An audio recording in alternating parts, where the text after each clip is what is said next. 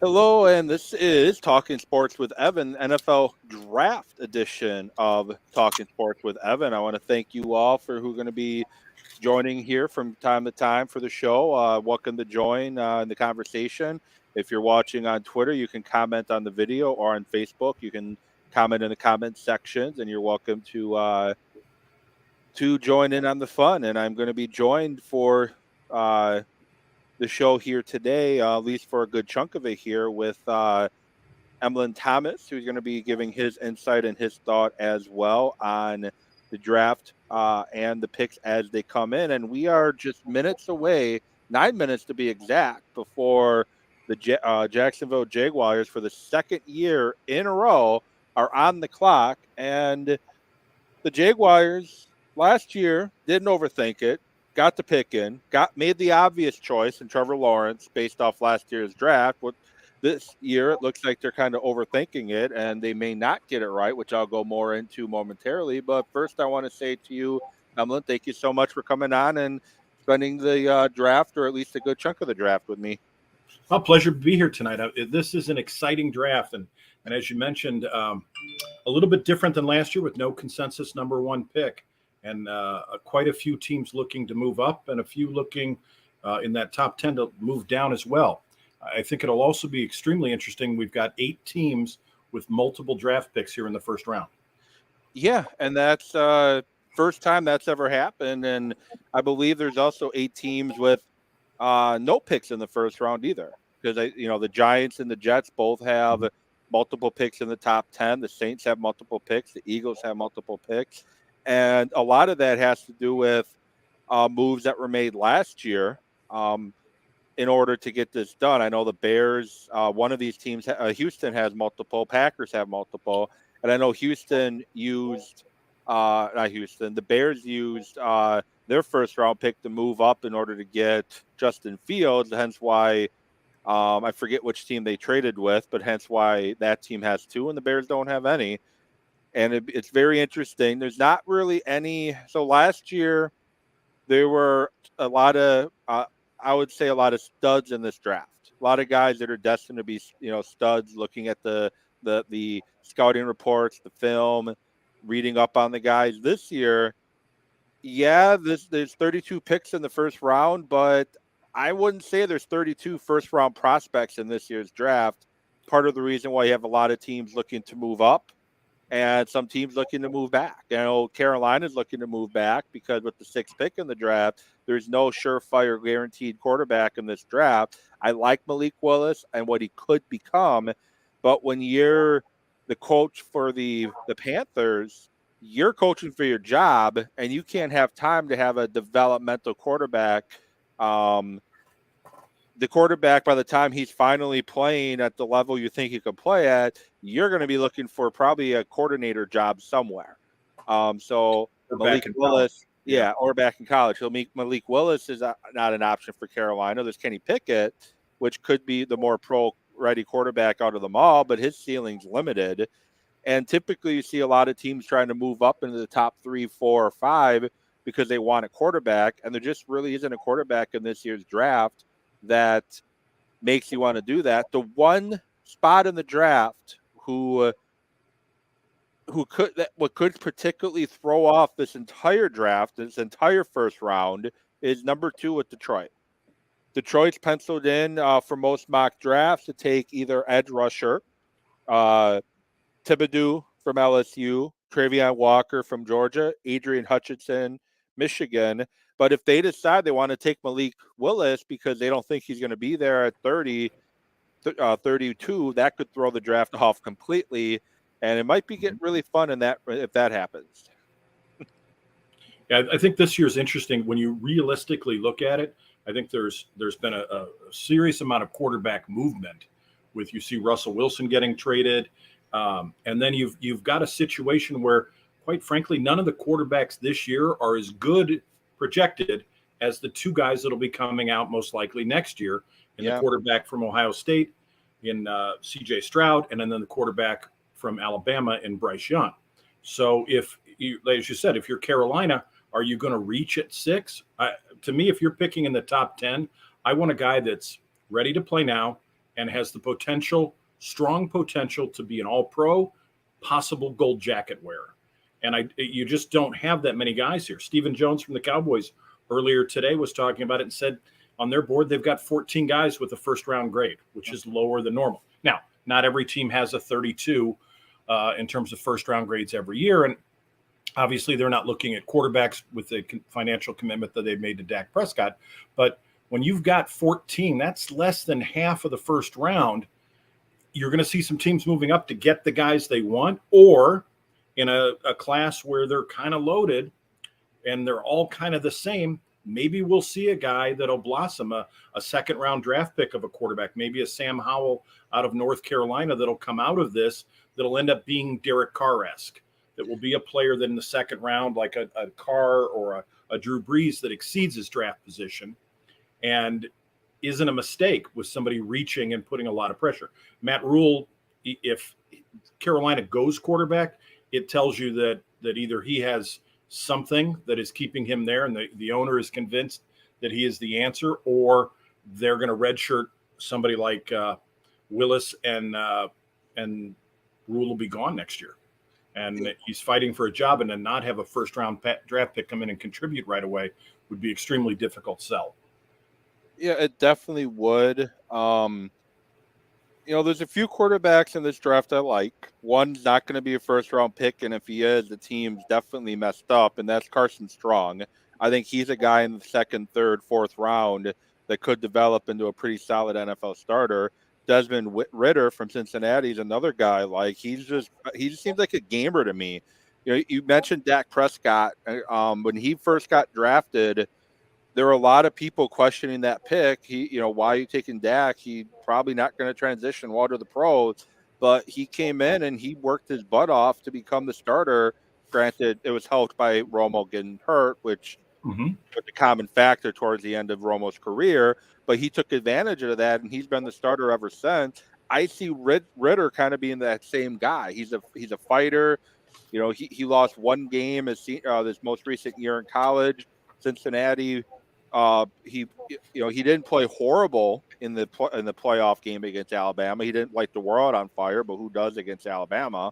But he shows he has poise to me that I like, and Willis is the same way. But these guys, when you take a quarterback in the draft, it's all about where you are drafted. Rodgers, perfect. Going to Green Bay was absolutely perfect for him. He had no pressure to go out there and perform immediately until about 2008 when Favre got moved to the Jets. But he could just sit, he could learn, he could develop. Peyton Manning, even though he struggled his rookie year, went to the perfect situation. If Peyton Manning goes number 2 to San Diego, what happens? We don't know. And to quarterback play, it's all about where you go. So places like Pittsburgh, I would think, would be a great spot for your Pickett, your Willis, your Riddler, those guys.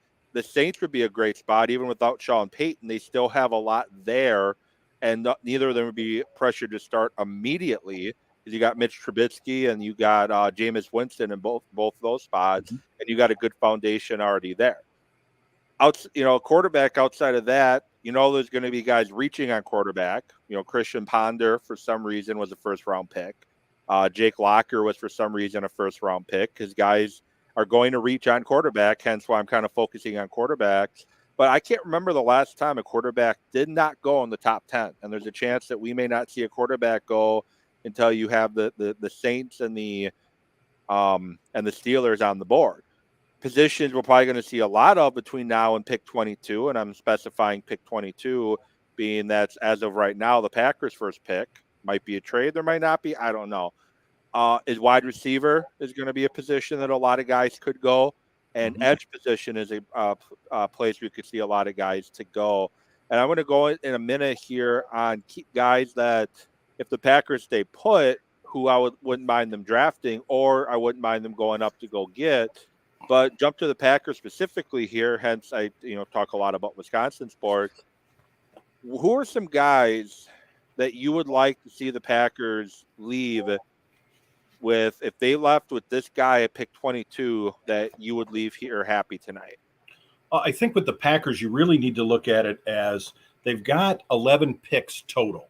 Yeah. So moving up, Mark Murphy mentioned it earlier. He wouldn't be surprised to see Goot move up a little bit in the draft. And he has every year in the first round except for one last year. Yep. So you've got 2 in the first round. You got 2 in the second. So that's 4 picks in the top 60 right there. They've got 22, 28, 53, 59. And then you've got a third, their own, and then they've got an extra 4th round pick as well, too.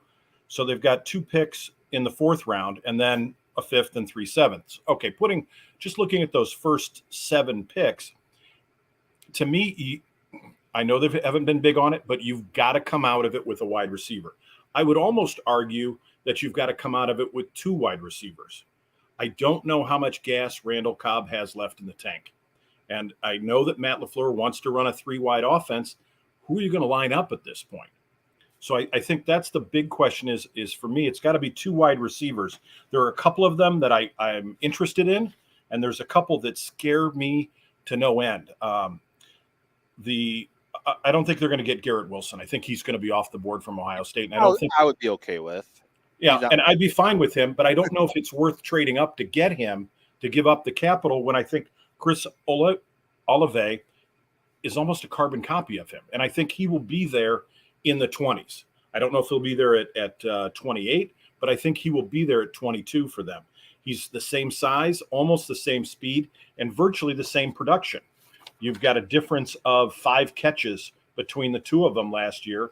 And overall in their career, Wilson actually has over 30 catches less over the course of his career. So I think they're kind of the same player. One is very highly regarded. The other one, for whatever reason, is probably one of the best route runners, if not the best route runner in this class. And I think he is an excellent choice for them. He is not the first wide receiver I would draft, though. That is Treylon Burks, who out of Arkansas. And there's a couple of reasons why I'm so high on him. His speed is not there. He's not a take the top off kind of guy. He's not going to blow past the defense, but neither was Devontae Adams. But he is 6'2" and 225 pounds. And if there's anything that the Packers like, it's wide receivers that can help block. And their wide receivers, you look at Allen Lazard, he's just a big old tight end at a certain point that can get in that line of scrimmage, that can come close to the tackle box and can get in there and block. So I think Treylon Burks has an ability to block. I think he's got the size that they need in the red zone. And one of the things that I've been disappointed the Packers the past few years haven't done a lot of is they haven't run a lot of jet sweep. And that's something that is in that Sean McVay offense. You look at what Robert Woods was able to accomplish, but somebody like a Robert Woods or even a bigger player like a Deebo Samuel, put them into the Packers offense. Treylon Burks brings you that physicality. Another player that I think has it, that would definitely be a 2nd-round pick, that would a little bit smaller. He's only 195 pounds, but he's 5'10", and that's Sky Moore, the wide receiver out of Western Michigan. He is built like a running back. Looks a little bit like a smaller version of Aaron Jones. And you put him in there at the slot, and you've got a guy that can give you some of that motion to help your offense go and to get your running game going, and then give you the jet sweep to get the ball on the outside. Is that important with Aaron Rodgers? A little bit. Does it become a lot more important 3 years down the road when maybe Aaron Rodgers isn't with the Packers anymore? Absolutely, because this is going to have to be a team that runs the ball exceptionally well should Rodgers not be the quarterback next year or the year after, whenever that time comes, whether it's Jordan Love or not. The other players that I think give them some interest that in that 2nd round or late 1st round could be possible. A wide receiver out of USC, Drake London. I think he's going to go in the 1st round. He was invited to the draft presentation tonight in Las Vegas. I've seen him as low as the 3rd round, but he is 6'5", and he's got a big frame on him. 6'4", 6'5", 219 pounds again, and has been a productive player. 88 catches last year, over 1,000 yards receiving with 7 touchdowns. And it would give them that big physical receiver that they seem to enjoy. If they go smaller, a guy like John Mechie III out of Alabama. And then they've had a couple other guys that are possibilities later. The other one I think they've got to address, and I know Robert Tunyon's supposed to be coming back, but Troy McBride, a tight end out of Colorado State in the second round, would be a great pickup. Yeah, that'd be a really good one. Yeah. Will they get a top tackle? Probably not. But if somebody drops at 22, maybe you're looking at that, or maybe you're looking at jump a little bit. And I think I say tackle versus offensive lineman because I think the Packers enjoy taking tackles and moving them inside to guard as opposed to drafting pure guards. You are right on with that, because if you look at John Runyon, played tackle in college, he's a guard. Royce Newman, tackle, he's a guard. Elton Jenkins played tackle, he's a guard. TJ Lang was a tackle, he went to guard. Josh Sitton's another example of that. The Packers, even with a new coaching staff, new front office, they still love the versatility of taking in the middle rounds guys that play tackle in college that probably cannot play tackle in the pros and kicking them inside and going from there. And you mentioned Drake London. He's a guy as of right now that it's looking like the Packers would have to move up and get. I know the Jets have been high on him. Jets, same offense as Green Bay. They like the physical receiver. They want the speed guy too. And that's why they were trying to get Tyreek Hill, but they want that physical receiver that can block and kind of bully the defense, just like the Packers do. So I've seen Drake London going as high as the Jets in the top 10. I've seen mock drafts with him going to Atlanta.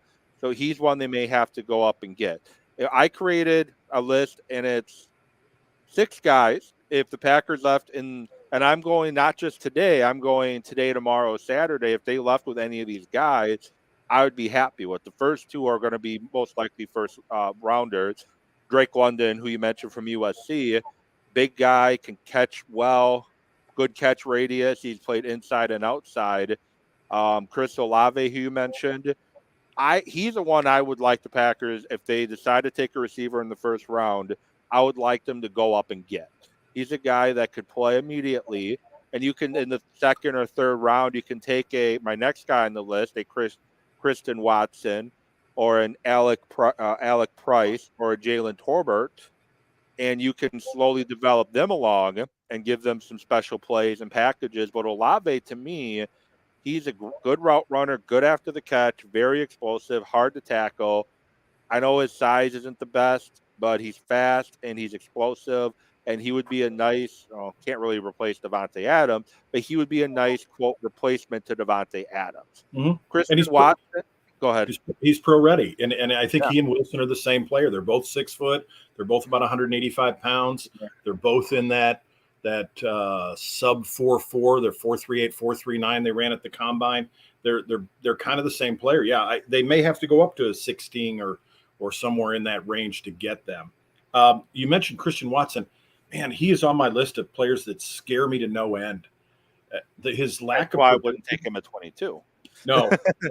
And I would take him at 28 because he's he's a second round prospect, and it's close enough to the second round.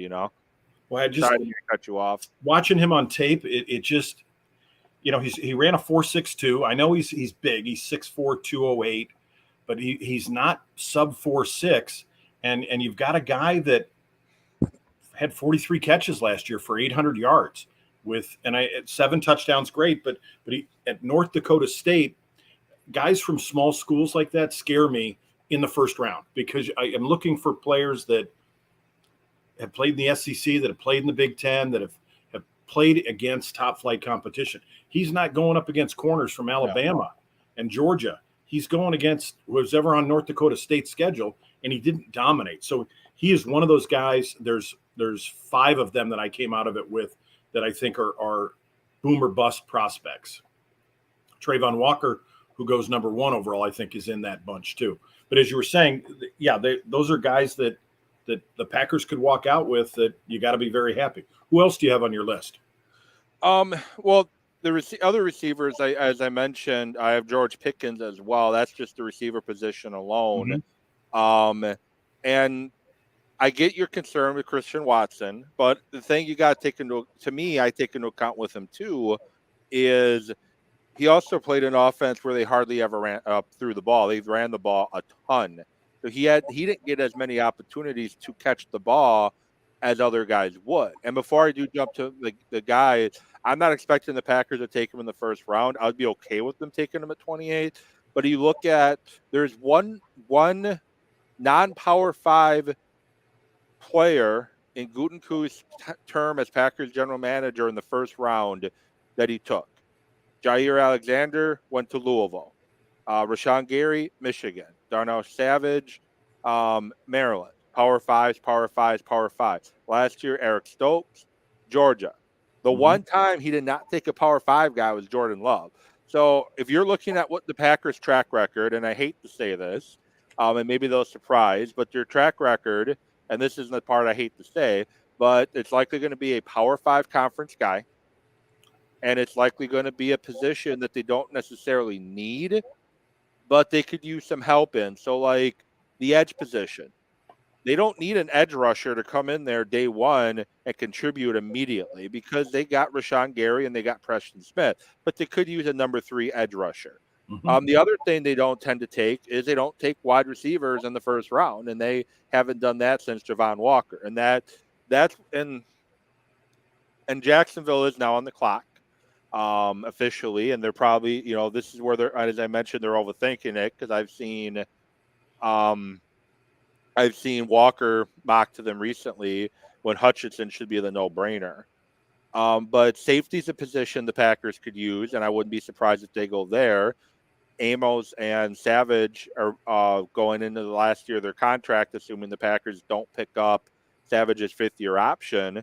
So Hill out of Michigan, I think, could be a possibility. He could play safety or slot corner. Maybe he could be what Darnell Savage hasn't been.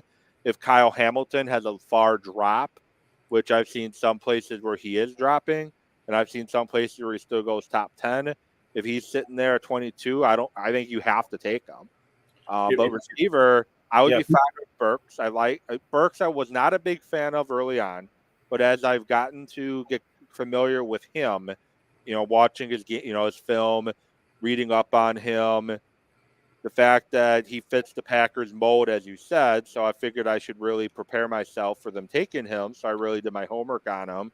And he's a guy that needs work in regards to running a full route tree, but he could be to the offense what a, Deebo Samuel, who you have literally no chance at all in trading for because the 49ers will not trade him to Green Bay.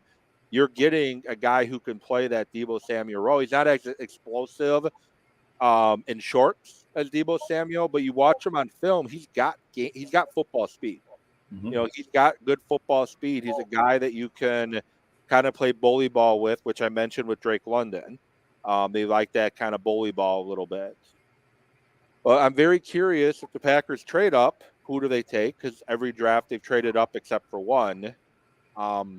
Just a lot they can do. And you mentioned Walker. I kind of want to get your thoughts on, what is it about Walker? Because I'm not that high on him either. And I know he played for a defense that had a lot of dominant players. But what is really your concerns and thoughts with Walker? It's a concern that I have with, and they potentially have 4 first-round draft picks from that defense in the Possibly first round. 5. Yeah. What are their other middle linebackers is getting mocked to Green Bay? Yeah. So there's none of them none of them dominated. And at a certain point, and listen, I know it's the SEC and I know who they're going up against, but to have that little production when you're picking top 5, I want a guy that's solid, that there's no character concerns, that there's no injury history as much as can be done, and a guy that's been productive. And when you look at some of these guys, were his stats negatively impacted because he played inside too much and he's more of an edge guy? Is he really an edge guy at the next level? Does he have that sort of speed? Adrian Hutchinson, I think his floor is much higher. I think he's just a super productive player. I think he brings a lot more to the locker room. I think he's a winner. You look at a team like Jacksonville or a team like Detroit that doesn't have a history of winning. You need somebody that comes in that can be an alpha and that can be a stud in your locker and can set a tone that goes not only throughout the defense, but goes throughout the team when you're drafting that high. I don't know if Trayvon Walker is that. And I just don't know if he's a double-digit sack guy. You can't do that. It's like Cleveland Farrell that the Raiders drafted from Clemson at number 4 a couple of years ago, and he had a sack and a half last year. And he's been passed by Max Crosby that they signed to a massive deal. And you look at it, and you can't pick at 4 or 3 or 2 or 1 and end up with a guy that's a guy, or he's okay, or he's solid, or maybe he makes the Pro Bowl if there's a couple of injuries kind of guy. Yeah, I think you need somebody that can be dominant. And that's where Walker scares me. Actually, all of the Georgia players, are they just that good because they're playing with a bunch of other really good players? That's what scares me about those guys. Yeah. And the bench guy who I mentioned, who I've seen the Packers mock to recently at 28, is Quay Walker. He's linebacker. And again, Packers don't value linebacker position that well, so they're not going to take an off-ball linebacker in the first round. But he's a guy who's not getting a lot of this hype that the other Georgia players are, that I think could be the best player of them all. Jordan Davis is concerning for the fact that is he only a base defensive tackle? Because his athleticism that he displayed for a guy his size at the combine, for a guy any size at the combine, it doesn't really match what you see on the film. He tested really well. Can he translate that testing to the NFL field? I don't know. But Daxton Hill is this D-back that I mentioned that I like. George, I'm going to try to pronounce his last name, but Karlaftis, edge guy from Purdue, I like. I like Chris Olave, who I mentioned. Drake London, I like. Jameson Williams, who Packers won't even have an opportunity to take unless they move up. He's a guy I like, and I would be okay with them taking, as long as that's not all they do at the wide receiver position, because he's a guy that probably won't be ready until November, December. And he's a guy that when he comes back for the playoffs could really do wonders for this team, depending on how quickly he comes back from that ACL. But he's a guy that's very NFL ready as well. But those are, as I mentioned, those are our first round guys that I like. I like Nakobe Dean. He's a guy that just because of his size, that's why he's late first, early second.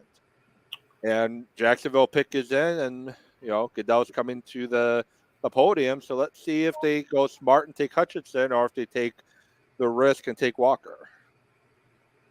Probably could go on Twitter and look early and get the pick early, because there's always a few guys that always Trayvon Walker, out of Georgia, and there should be somebody from Detroit sprinting to the podium right now. And Detroit's loving it too, because Hutchinson is a Michigan guy. He was born and raised in Michigan, went to the University of Michigan, and likely going to play his NFL football at Michigan. And there's two guys in this draft to me that are safe. There's a couple other guys, but the two main guys is Hutchinson, who you're talking about, and Evan Neal from Alabama. Those are two guys to me that are absolutely safe bets. You know what you're getting. You can plug them in, and they're going to be very solid to great football players for the next 10 years. And there's a reason why bad teams stay bad. And it's, you take a risk on a Walker who's 6'5", 272, pretty decent size, but does his athleticism translate to the NFL? That's going to be the question. Or is he a small defensive tackle? And at 272, he's going to get eaten up. And you can't. To me, in those first 5 picks, you've got to get guys that are productive, that are going to play, and as you said, that they're going to be there for a decade. That you write them in the lineup and you just forget about it, and it's like, okay. And at a certain point, there's probably Detroit's picks in already. By the way, they're not waiting. It didn't take too long. Get the number 97 jersey ready, because that's going to happen. Yeah, that's the least surprising pick I think we'll have all night. The other guy you mentioned, Karlaftis from Purdue, the edge rusher. I think also there's a chance that Drake Jackson from SC, the edge rusher, might be able to slip into that bottom of the first round, and he might end up being a first-round draft pick that might be there at 28 if the Packers like him enough. I think the 3 positions the Packers have to come out of this draft with, they've got to come out with a wide receiver, if not 2 in the first couple of rounds here. I think you've got to come out with another, as you said, the third edge rusher, that sort of Rashad Gary role that he now doesn't fill since he's in the starting lineup. The But guy, you could get another guy from Michigan who's probably not going to be ready for training camp, but middle of the season, Jabo from Michigan, edge guy, he could be a Rashawn Gary clone, like yeah, athleticism wise, he matches Gary. yeah. If anything, I think before his injury, he was even more athletic. Yeah, And has a real high motor on him. Yeah, you're right. He's a guy that you could. He's a little dinged up after that tear in his Achilles at at his pro day, which is terrible. But it is what it is. And yeah, he's somebody that you could get third, fourth round that maybe was a first round pick and might have been one of those guys that was a top 15 pick. these teams that have 2 first round picks, though, especially late in the draft, like the Chiefs and Green Bay and the Saints, don't be surprised if one of those teams grab them, because you got 2 first round picks. You can use one guy that's likely going to play immediately, and then you can use the other one on a guy you can not necessarily redshirt for the year. Jamison Williams is another guy like that, but he's another guy that you can work and get him in your building, rehab him, get him ready to go, and get him mid-season ready and on the field. And I didn't mean to cut you off there.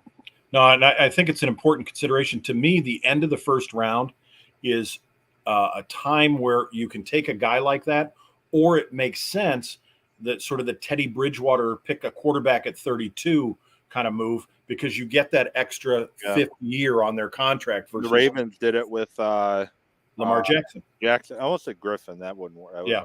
But Hutchinson, as we both anticipated, number 2? Yeah. And, he's a guy, he's a big guy, played against top competition, against some of the top tackles in the Big Ten. And, he's a guy that brought it every week. And he's a guy who should be double-digit sack guy right out the gate for most of his career. He's athletic. He's quick off the ball, great hands. And Detroit got a good football player there. Hopefully they don't ruin him, though. No. Like they do everybody else. They have had some interesting fortunes. Yeah. As of late, and you're right. It's a case where Green Bay's got to be looking at their division, saying, who's going to be any good this year?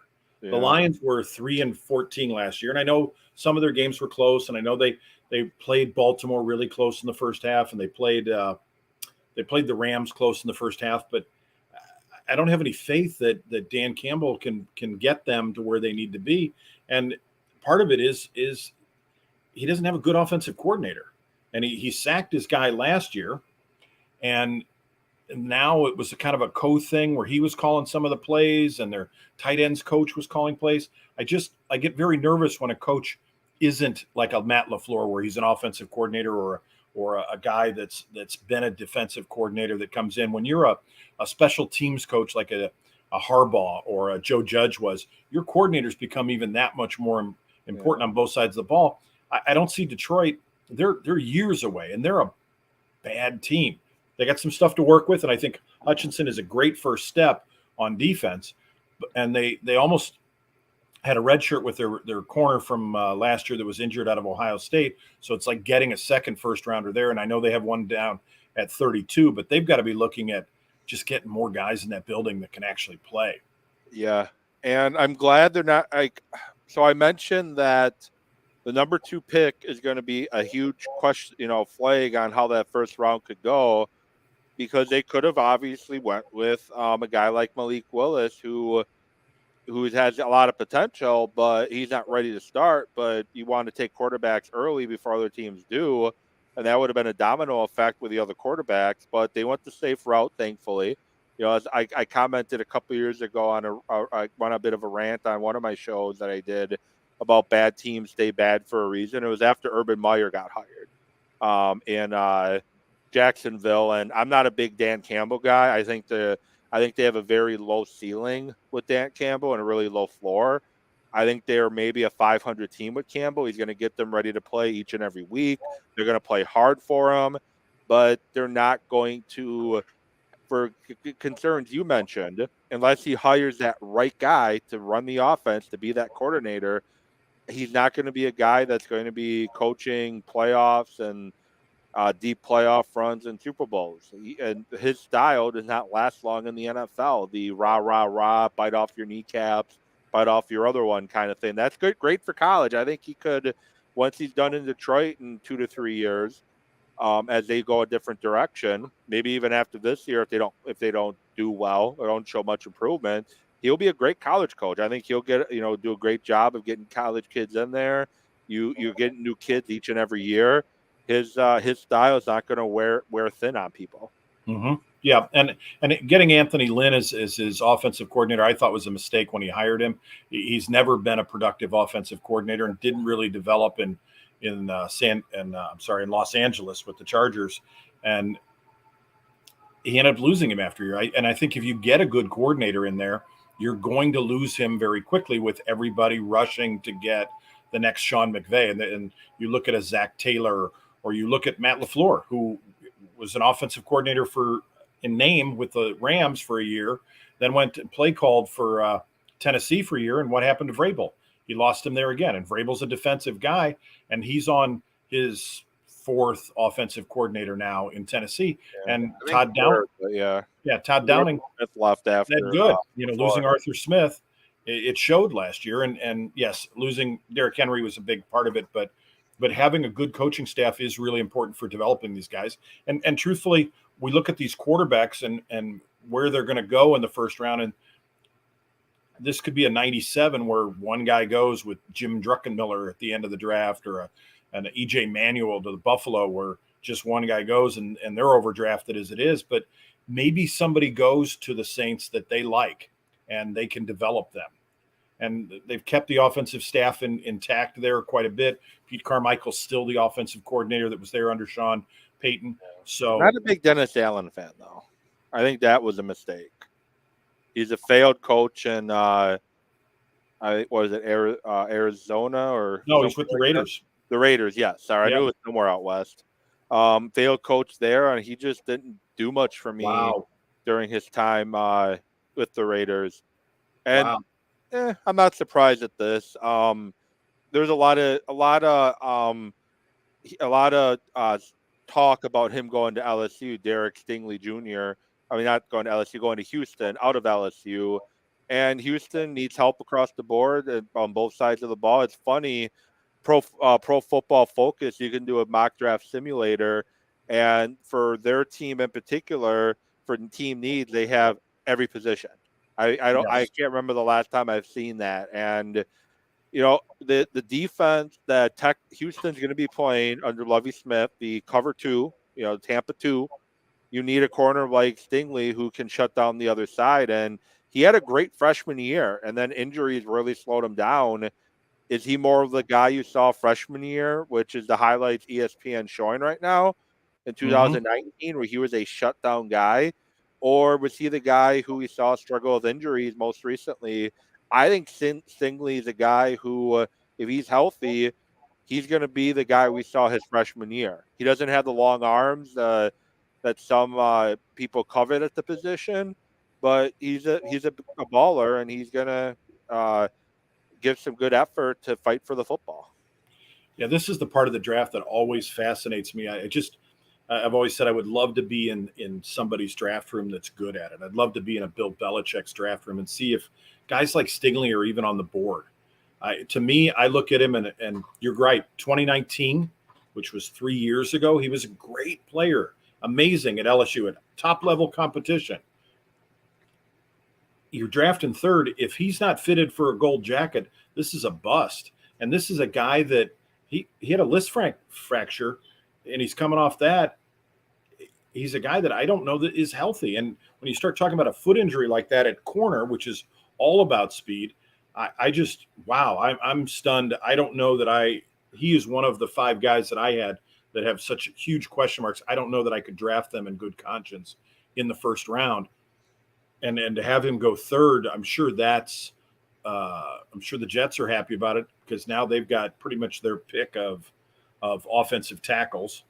I think they can go offensive tackle, or I've seen Sauce Gardner as a guy they're targeting from Cincinnati, who probably would have been the safer pick for the Texans. But Houston LSU connection, probably I guess works out for them, I guess. But I've seen Gardner mock there. I've seen them interested in receivers, so maybe Mhm. this is the first time we see a receiver off the board. I wouldn't be surprised if we see one of the Alabama receivers taken here, as the Jets aren't going to compete for anything in 2022. So bring in a Williamson or can't think of the other guy's name. The other receiver from Bama. Oh, John Menchie, the third. Menchie, yeah. Bring in one of those guys and pretty much have a redshirt year, or they Mhm. can go offensive tackle, like you said, give their quarterback some more protection up front, Yeah, I or you think you've got to or you can go surround. or you can go edge rusher. Yeah, I think the Jets. If I'm them, you've got a defensive genius in their head coach. Okay, you've got to put some weapons around Zach Wilson, and you got to figure out, is he really a guy that is going to be it? I know you spent the number 2 pick on him, but here you are drafting third again. You've got 2 picks in the top 13. I'm sorry, 2 picks in the top 10, and you've got an opportunity to put some weapons around him. One, I think you got to keep your quarterback upright so you don't end up with a David Carr situation like the Texans had years ago, where he got sacked 76 times in a single season and gets gun shy. So I think you've got to get somebody. And you saw with the Bengals, they had the chance last year to get a tackle, and they got Chase, which turned out phenomenal for them. But in the offseason, they just opened up Mike Brown's checkbook and went out and got a bunch of offensive linemen because they need to keep Burrow upright. Yeah, yeah. If they had better protection in the Super Bowl, they likely beat the Rams. Mm-hmm. The biggest issue was in the first half, they did a good job protecting Burrow. And the game plan was, let's get the ball out quick. In the second half, the Rams figured out what they were doing, so they were starting to bring the pressure up the middle, which quarterbacks don't like. And Aaron Donald took over, and Von Miller had a good game. Mm-hmm. And the rest, as they say, is history. And Donald, if he gets at least one more sack in that game, my prediction of him being Super Bowl MVP is probably correct, Yeah. because he took over that game in the second half. And Aaron Donald is a complete freak of nature. And I don't know if you're ever going to find another player like an Aaron Donald ever again. But guys that could go here: Thibodeau from Oregon, Evan Neal from Bama. Those are two names to keep an eye on here. I mentioned Ahmad Gardner is his full name, but Sauce is his nickname. And then Mm-hmm. Charles Cross, who, if he's there when the Giants are on the board, that's got a guy that the Giants are probably going to sprint to the podium to name. And the Giants are next. Yes, So and both have picks in the top 10. yeah, And I got to think with those second picks, if there isn't somebody that you're in love with, that there may be some chances for them to trade back, pick up more picks. If somebody is really in love with, if a Sauce Gardner keeps dropping and you feel like I need a corner, like there's a drop off between him and the next. So we'll see who the Jets turn in now. and if the Jets want a guy who's just plain nasty and is going to kick people's asses, then Akeem Ikwanu from NC State's a good route to go too. He's a guy that's just nasty. Yeah, there's a disposition that is there. I got to think they've got to go with Evan Neal there. I mean, it's 6'7", 337. I don't know how you pass up a guy like that you can just put in there and protect your quarterback for years to come. A Jet fan on camera holding up a hand with a Super Bowl ring. I'm surprised he has one from the 1960s. I don't know what one you have on for your TV. I have ESPN on, and they had some fan waving his hand with the Super Yeah, Bowl. I just saw it. Yeah, I put ESPN on. Yeah, this is an interesting draft, seeing it in Las Vegas for the first time. Yeah. Last year was Cleveland, Cleveland did a really good job putting it on. I think Nashville is probably my favorite since they started moving the drafts around, because I might be biased, but I love the city of Nashville. Philly was a fun city, especially Dallas was fun too, and it is Gardner, as I expected. So, because the Jets are another team that just need help across the board. Yeah, They need you help can at throw anybody tackle. out. They need help at D line. They need help at edge. They need help at corner. You name it, they need help with. So great pick here, Gardner.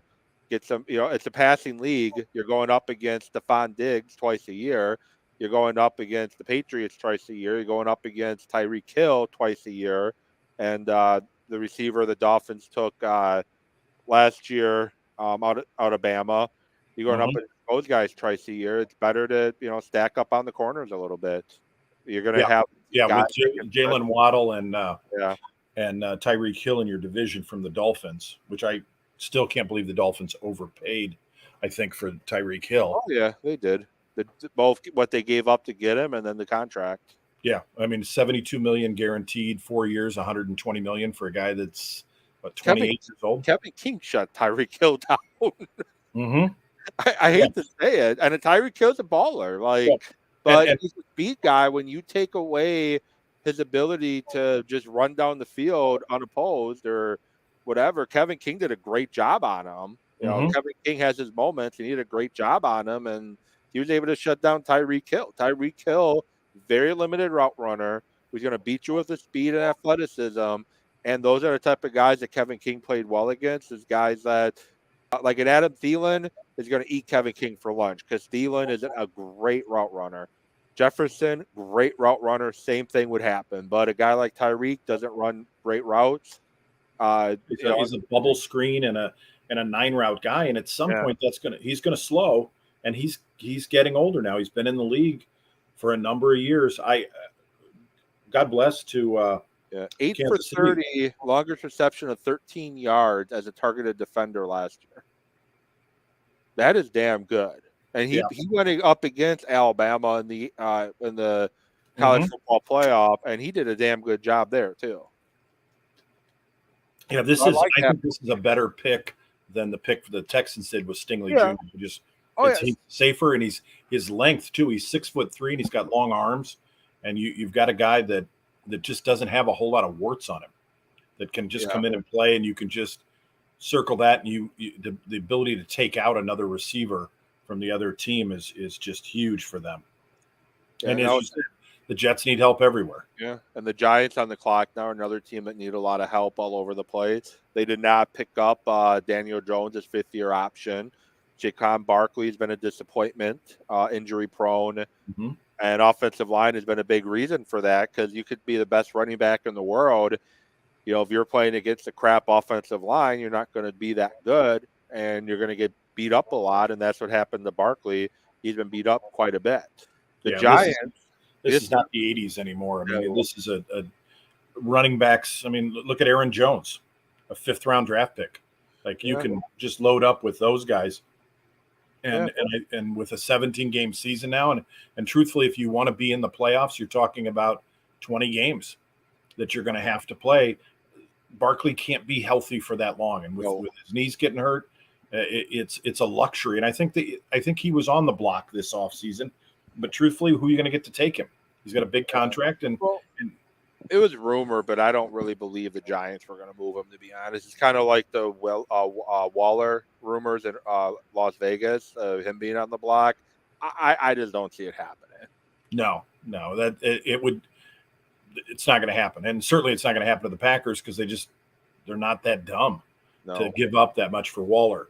And the only concern I would have with Waller is sort of that the player from there was a baseball player that came up with Cincinnati that had some substance abuse problems, and I know Waller's been great with it, but you always worry that Josh Hamilton. yeah, Josh Hamilton, and his career, Cincinnati traded him to the Rangers because they were just concerned he'd done some damage to his body when he was in his party mode. And I don't think Waller was quite that bad. I don't know personally, but from the reports I've read, it didn't seem like it was that he was as bad as Josh Hamilton, who's still struggling.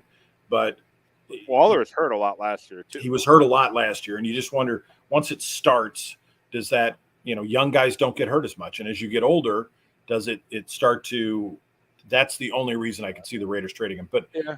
right now they've got Devontae Adams, Hunter Renfro, and Darren Waller. And Derek then Carr's Jacobs, the running back. yeah, and Derek Carr's just got to be happy as all get out. Yeah, Derek Carr would be a little mad if they moved Yes. Waller on him. So the Giants pick is in. I'm guessing offensive lineman here. Yep. I know they're really high. Charles Cross. He's more likely a right tackle in the NFL. He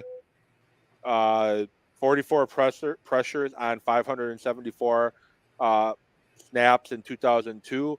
gave up 16 pressures on 719 snaps in 2021 on passing downs. Great pass blocker, running game.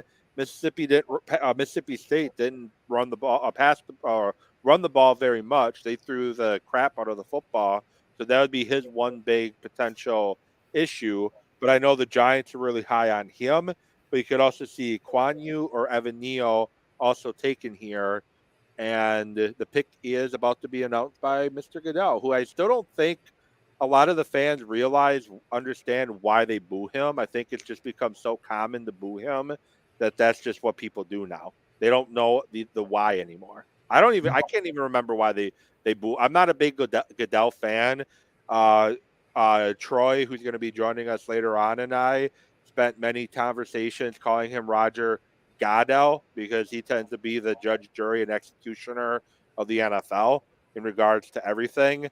Mm-hmm. So, yeah, he's not really a likable guy, but I don't think a lot of the fans really understand anymore why they actually boo him. No, and he's moved away from a little bit of that judge, jury, and executioner role, and I think that would help him a little bit. But he's not a super charismatic guy, and I love him because he makes them a lot of money. Well, and that's who he works for. He works for the 32 owners. So yeah, it's just what you want and need. So they're going to announce their pick. The Giants with a new coaching staff this year and front office, new GM out of Buffalo. Yeah, and their coordinators also out of Buffalo. Yeah, Brian DeBall comes in and okay, this does not surprise me. Kayvon Thibodeau out of Oregon.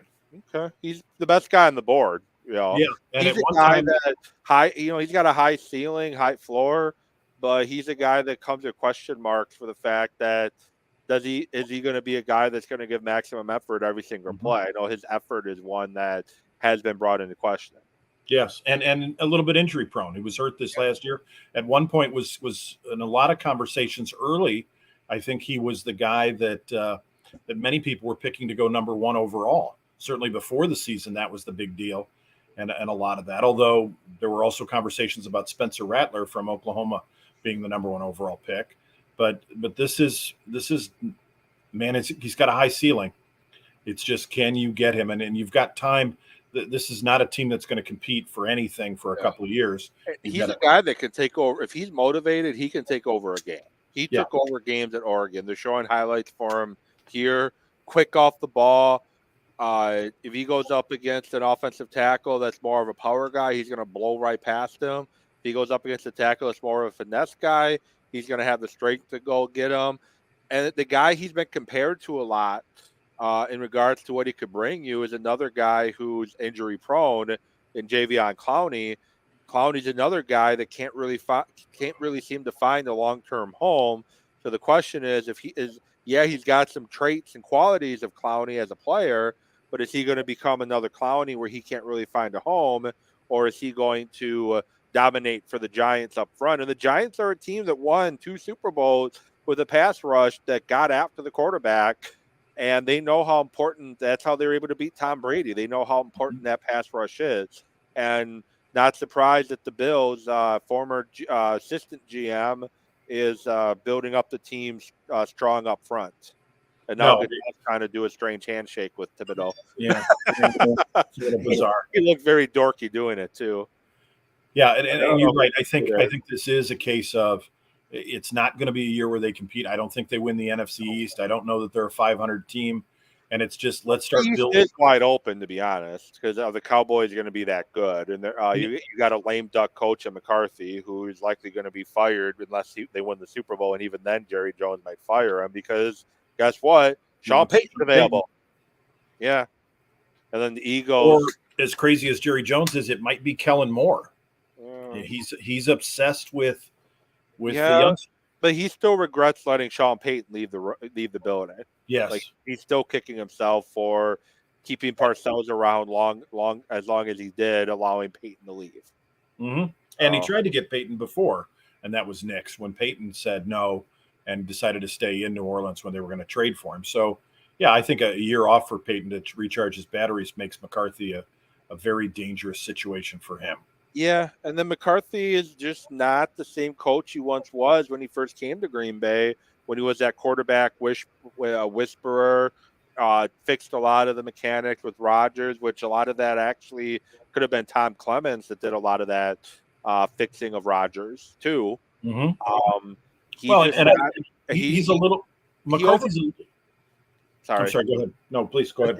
He overcorrected himself a little bit too much this year and relying, to me, too much on the analytics stuff. Where at Green Bay, he would never do the analytics stuff. Yeah, I think you're right. And at a certain point, a guy like McCarthy or a guy like Lovie Smith, you look at him and you think, has the game passed him by a little bit? You know, McCarthy's a West Coast offense kind of guy. The game isn't West Coast anymore. And Lovie Smith with his Tampa 2 has it moved beyond. I think back to Al Davis with the Raiders, and one of the things I admired most about him was Al Davis believed that a coach should coach for no more than 10 years. And Bill Walsh was a big guy that believed that too. Yeah, and he fired John Madden. He got rid of him, who's a Super Bowl winning coach. And you look at McCarthy and you look back at his record and you go, hey, coach 13 years. Maybe we should have moved on after 10.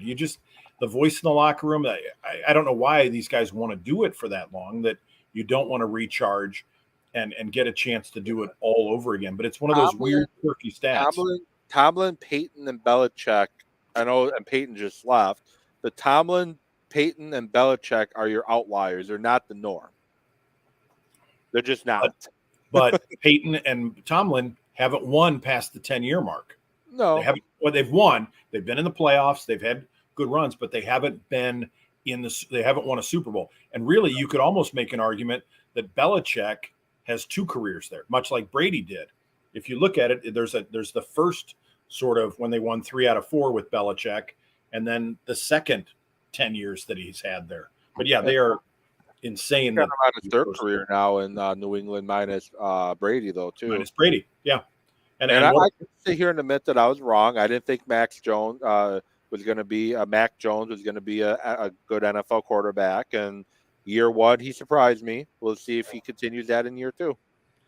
Yeah, it'll be interesting. And I think next year you'll have 4 Alabama quarterbacks in the NFL. Tua, you've got Jalen Hurts, you've got Mac Jones, and Bryce Young will, if he comes out, which I would assume he will undoubtedly be a top 5 pick. How did the NFL change though recently? Think about it. There was, and I don't mean to cut you off, I apologize, but there was a day when quarterbacks like Jalen Hurts, quarterback like a Young, who teams wouldn't even look twice at to play quarterback in the NFL just for the fact of their size. Like, they're not big guys, especially Bryce Young. He's not a big guy. But the way the NFL has changed recently, that's the way quarterbacks are starting to go. And there's a lot of quarterbacks in this year's draft that are small. And you mentioned the guy from North Carolina. He's a small guy, but he's probably going to be a starting quarterback in this league in the next couple of years. Yeah, and even Willis is what, 6 foot tall? Yeah, I think the NFL. The thing that always scares me is it's a copycat league, and you get somebody where everybody's looking for the next Sean McVay, or everybody's looking for the next Patrick Mahomes. And you get some guys that they go, well, that could be the next Patrick Mahomes behind center. And they're not. I personally like the Bill Parcells grading scale he came up with for quarterbacks, that he wanted them to be a certain height, a certain weight, and he wanted them to be college graduates, and he wanted them to have a certain winning percentage, and he wanted them to have started a certain number of games. And when you look at quarterbacks, especially when Parcells was in the game heavily, that didn't fit that, you had guys that were overdrafted or guys that people thought were going to be something. But I get scared when I see 1-year starters. Mitch Trubisky, he'd only started 1 year in college and couldn't beat out a guy that didn't make the Packers practice squad that year when he came out, that was a year ahead of him. So you get some of these little guys, and Matt Corral from Ole Miss. Yeah, Ole Miss. Yeah, is he big enough? And that, at a certain point, when you see that 6'4", 220-pound guy, Mac Jones was 3rd string for a while. It was Jalen Hurts, Tua, and Mac Jones at Alabama. I think he'll be the guy with the longest staying power. One, because he's in New England and they'll put stuff around him. But I don't know if Philadelphia is sold on Hurts. Now, this is interesting. Does Carolina pick somebody for the future, or do they pick somebody to help save Matt Rule's job this year? Yeah. Offensive line would be a position that potentially taken here. Your Cross, your Neal. Yeah, you've got some of But those we'll guys see. dropping. Econu, keep him home, I guess. Yep. Icanio it is, North Carolina State, which is great because Good. I like the him. the Giants and the Jets have to be super happy because you've got Neal and Cross both dropping now, and even the Yeah. kid out of Penning out of Northern Iowa, I don't think he's top 10, but I I think think he'll he's got. be probably bottom half of the first round. Mm-hmm. Yeah, so you've got some guys. Just my thoughts on him. He's a big guy, but you talked about North Carolina, North Dakota State. That's where he played at. I know last year there was a kid from North Carolina State that late in the draft process, people started putting him in the first round. He went third round. Mm-hmm. And he looks a little heavy, but Penning's got some size. I think I don't know that he's a tackle, but he could be a guard in the NFL. This guy's probably going to end up being a guard in the NFL. Depending, I know Carolina has a left tackle issue, but with his 6'4", and I know the height's not that important anymore in the NFL with tackles, especially as your quarterbacks are getting smaller. But kind of go back to what you're talking about with the quarterbacks. I think with the NFL and the way the NFL has become, where you can't really touch the quarterback at all, the size doesn't really matter anymore. You can get it like Russell Wilson was ahead of his time at 5'11". Would have been probably a top 3 pick in the NFL draft that year if he was 6'2", 6'3". But because he's 5'11", he fell to, I think, the third round in Seattle. Third round with Seattle. Mm-hmm. Kyler Murray, he's a guy that can move around a bit, but with again, you can't even breathe on a quarterback without penalty flag being thrown nowadays. I think you could take a risk on these smaller guys because they're protected more than they were back in the Bill Parcells day, where he wanted quarterbacks to be 6'4", 220, because you're going to get hit a lot. You need some build on you to withstand those hits. When the NFL today, you're not, as a quarterback, you're not being hit that often anymore, unless you bring it upon yourself. Yeah, well, and some of them do. Kyler Murray does that. He'll take off, and I think that's my big concern with him. It's a big circle. Does he have the durability? There are not, as Steve Young has famously said, there are not a whole lot of old running quarterbacks. No, at some point you have to learn to protect yourself. I mean that Robert Rodgers has done that a ton. Yeah, Rodgers has really learned to protect himself. Yeah, you just don't see him pulling a hamstring like he did that one year, knocking himself out. And I was going to say the hit against he took in Detroit the year they won the Super Bowl, he's been one that's been doing his best to avoid hits since after that. Yeah, why take the extra yard and be out for the season? And why be a Charlie Batch? Yeah. Decided he wanted to dive head first and ended up hurting his neck or his upper back, one of the two. And he was never the same quarterback. He looked like a quarterback that could be a long-term guy in the NFL based off sample size, and he decided he wanted to dive head first, and he learned the consequences of that. Yeah. Rich Gannon with the Raiders, same thing. Hurt his neck, and then it was kind of over. And you other than Peyton Manning, not a lot of guys come back from neck injuries. Yeah, and then, Manning not being a running quarterback, I think, helped him a bit because he was already a statue in the pocket. So the Giants, this is where you're probably going to see Neal or Cross go. Yep, they've got to get a board. Yeah. Although I'm curious if Kyle Hamilton keeps dropping, the safety out of Notre Dame. Yeah. Is this a spot where Green Bay could jump up to 14 if he drops that far and grab him if he's still there? I mean, he's the best safety in this draft by far, and he's a transformational player. And he can play. He's a guy. With the Packers like having small boxes. For those that are listening later on or watching, like, what the hell do I mean by a small box? You have one linebacker in the middle, and Campbell, and you have a safety kind of play that near the box. And Hamilton is 6'4", 220. He would definitely be a guy that you could put on the field. And I know he didn't run the best at his pro day, and people want to keep pointing to that. But you go back to the Florida State game. He started on one side of the field, sprinted from one side of the field all the way to the far sideline and intercepted a pass. Mm-hmm. Like, that's football speed right there. And I think people take too much into, as I used to call it back when I used to do my show with Troy, will be joining us at some point, the Underwear Olympics. It's great you can run fast there, but there's football speed too. You got to take into account. Yeah, and at 6'4", 220, he's breaking 4.6. He's not the same as a guy at 190 They went pounds. Evan Neal, so they went the safe route, which was good for them. This is a good draft for the Giants Yeah. so far. Yeah, they their first round pick, they did well, and now with their second first round pick, they did well. It helps. It helps drafting 2 picks in the top 10 to come away with a good draft. But this will be good, some good foundation pieces. And you had said they're gonna build through the lines, and they need to. And this guy's just a behemoth. Yeah, he definitely is, and he can play left or right tackle. And in New York, the way they have it set up right now, he'll probably be a right tackle right now.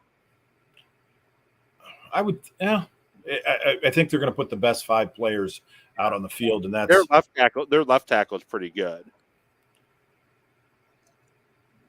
But either way, you got Neal you can put it left and kick the other guy out to right, or vice versa. And you run into some teams that have good edge rushers on both sides of the ball now. So yeah, I've always felt like left tackle, edge, corner. Now I think wide receivers creeping into that. Other than the non-quarterbacks, those are your real difference maker positions. You just guards and running backs and middle linebackers, defensive tackles. They're not the premier positions where you need difference makers. And this gives the Giants possibly 2 guys that could be here for a long time. Yeah. So jump back to Carolina, Ikanyu. In his career, he's at 1,256 career pass block snaps. He had 44 pressures allowed, 11 sacks allowed, 4 false starts, and 1 holding call in his entire college career between 2019 and 2021. That's courtesy of Josh Edwards from CBS Sports. Pressure rate allowed 3.4%, 4.7%, 2.5%. So he's a great run blocker, but I didn't realize how good of a pass blocker he was too. So that's great for Carolina. And if Sam Darnold is the route you have to go this year, because there's nobody really around that can take that starting job, then you definitely want to protect Sam Darnold, who took a beating behind a bad Carolina offensive line last year. And has taken a beating in his career. Yeah. With the Jets when he saw ghosts. Yeah, I don't know that there's any rookies other than maybe Kenny Pickett, who's almost as old as Darnold is. He's only a year and a day, I think, younger than Sam Darnold. I don't know that there's any of the rookies that could come in and play or that you'd want to play with that team in Carolina. No. Right now. Sam Darnold's another example of it being about where you go as opposed to who you play for as opposed to what pick you go. Because he got drafted by the Jets and Adam Gase. Mm-hmm. And that was a horrible situation. And yes, Sam Darnold brought some of it upon himself. He caught mono somehow. I think he had COVID his last year in the Jets, so he missed time because of that. So he had some bad luck himself, and then some stuff he brought on his own. But that was just a bad situation to be in. The Jets are a team that it seems like no matter what they do, it never works out. As I said, they hired Adam Gase out of all people to hire, which is just ridiculous. His press conference it looked like he was stoned out of his mind on something. Well, and he just failed his career. Go ahead. Yeah, he just failed. You look at some of Miami. And Darnold was a starter as a true freshman day one at USC and beat out a couple other highly rated, experienced quarterbacks in Mitch Mustaine and Ryan Karp. And he sent both of them to the bench and took over and played at a big time program. Yeah. And yeah, the first guy that I was ever aware of where I saw somebody where it happened was the first minority quarterback to win a Super Bowl, Jim Plunkett. Got drafted number 1 overall by New England back when they were terrible, got beat up, went to San Francisco, ended up with the Raiders, and Al Davis told him, hey, sit down on the bench. We've got Stabler. We're going to trade him. They traded him for Dante Pastorini, and they weren't planning on playing him, just letting him heal his body. And then Pastorini breaks his leg. Plunkett comes in and wins 2 Super Bowls. But it was a guy that was a bust, being the first overall pick, but he was running for his life back in an era when you could really hit the quarterback. And some of these guys, right situation makes a big difference. So if Russell Wilson goes to Washington and Robert Griffin III gets drafted in the 3rd round to Seattle, how different are those guys' careers, to be honest? I watched recently this winter. I rewatched the Tuck Rule game with the Raiders and the Patriots with Tom Brady, the year they won their first Super Bowl, and the Raiders were favored in that game. They were a wild card, but they were favored. Drake London, big receiver from USC, goes to the Falcons. So well, it's going to be a matchup nightmare with he and Pitts, their tight end that they got last year. That would have been a nice one to see. It looks like he's limping a little bit. Am I reading too much into that? No, I think that's just a broken foot. But he's coming off a broken foot. It looks like he's limping a little bit. Could be. There's plenty of time before training camp. Yeah, but anyways, in watching that Tuck Rule game, like the announcers were talking about it, and their statement was, don't think that Belichick won't pull Brady at halftime and put Bledsoe back into the lineup if he doesn't play well. And what if Bledsoe never gets hurt? Yeah. What if Brady gets drafted by a Houston Texans or somebody else that doesn't? Does it all? I think there is something to that. That's why I've always wondered, some of these coaches that are successful, that have great runs, do they take some players off that just aren't going to be their guys, that they're not going to Vincent Jackson's a good comparison for Drake London with his big body. Yeah, that's definitely a good comparison. They're going to be a nightmare in the red zone with London, with his size, and then Pitts, who can play outside as well too. Yeah, but it all depends on, though, how Mariota plays. Like, he showed flashes in Tennessee but couldn't stay healthy. He got a chance to sit and learn and develop a little bit in Oakland the past couple years. So now, how does Mariota fare his second go-around as a starter? That's going to be the biggest question mark. And he did play under a similar offense under Matt LaFleur in Tennessee in his injury-plagued year. So it's not like he's going to be brand new to the Arthur Smith offense, but that's going to be the one thing. And Atlanta needed wide receivers. They had, and I know Green Bay's receiver room is not the best, but I think Atlanta, I saw, was power ranking wise is 32nd in the league when it comes to wide receivers. That's how bad their wide receiver room is. Yeah, so Drake London was definitely a guy that is going to come in and be able to contribute immediately if that foot heals properly. Yeah, and you're right. And with losing Ridley, and I don't know that he comes back. And if he does, his career's done. Ridley's career is done. He missed most of last year, and I hate to get on him about this because it was mental health thing, and he had to get himself right. You know, more power to him for addressing he had a problem, and he wanted to get himself right. But then to come back and found out that he was illegally gambling, which the NFL, it's kind of a hypocritical league by the NFL, who they're embracing gambling sites, and the current NFL draft is in Las Vegas, and they suspend him for the year for making bets when he was not on an active roster at all. But either way, I think with the combination of basically missing the last two seasons, I think his career is over. Yeah, and it's not unprecedented. I mean, the Packers had Paul Hornung get suspended for a year, and he wasn't even betting on football. Yeah, that was a different time frame though, because back then it was very taboo. You couldn't do it. The NFL is embracing gambling now. They have a team in Las Vegas. They have the draft in Las Vegas, but I think they've got to tread very carefully with that, because your integrity of the game becomes compromised pretty easily there, and they're going to make an example out of him, and he'll be gone for a year, and then it's 2 years out, and maybe he catches on with somebody, maybe not. And if you're currently playing on a team, I get it. You shouldn't be betting. But he was a guy that was not on their active roster. He was not in the building. He was not anywhere near his teammates because he's dealing with his health, his mental health. I get why the NFL making an example out of him. They don't want it to potentially become an active player. Mm-hmm. And he was kind of even dumb about it himself. You could clearly tell it was him. If you're going to be doing that, maybe disguise yourself a little better. Yeah. Well, at a certain point, yeah, that's where I have a problem with it. It was like Randy Gregory getting caught smoking weed, and then he tests positive at the combine. They know you're going to test you. You know when it's going to happen. If you're that, like, get a buddy. And I'm not saying Chris Carter have a fall guy, but if you really want to bet on the game, let your sister bet on the game and use her phone, for God's sake. And to do it on your own phone, it just doesn't make any. It just says you're dumb and you're not focused on the things that, as a coach, I would want you focused in on, and I would want you to be focused on it and really, really getting after and working on the things that you want him to be working on, which was getting healthier on a mental standpoint. But he's out being a knucklehead. So, yeah, definitely was. And I'm kind of indifferent on it. Like I get the people.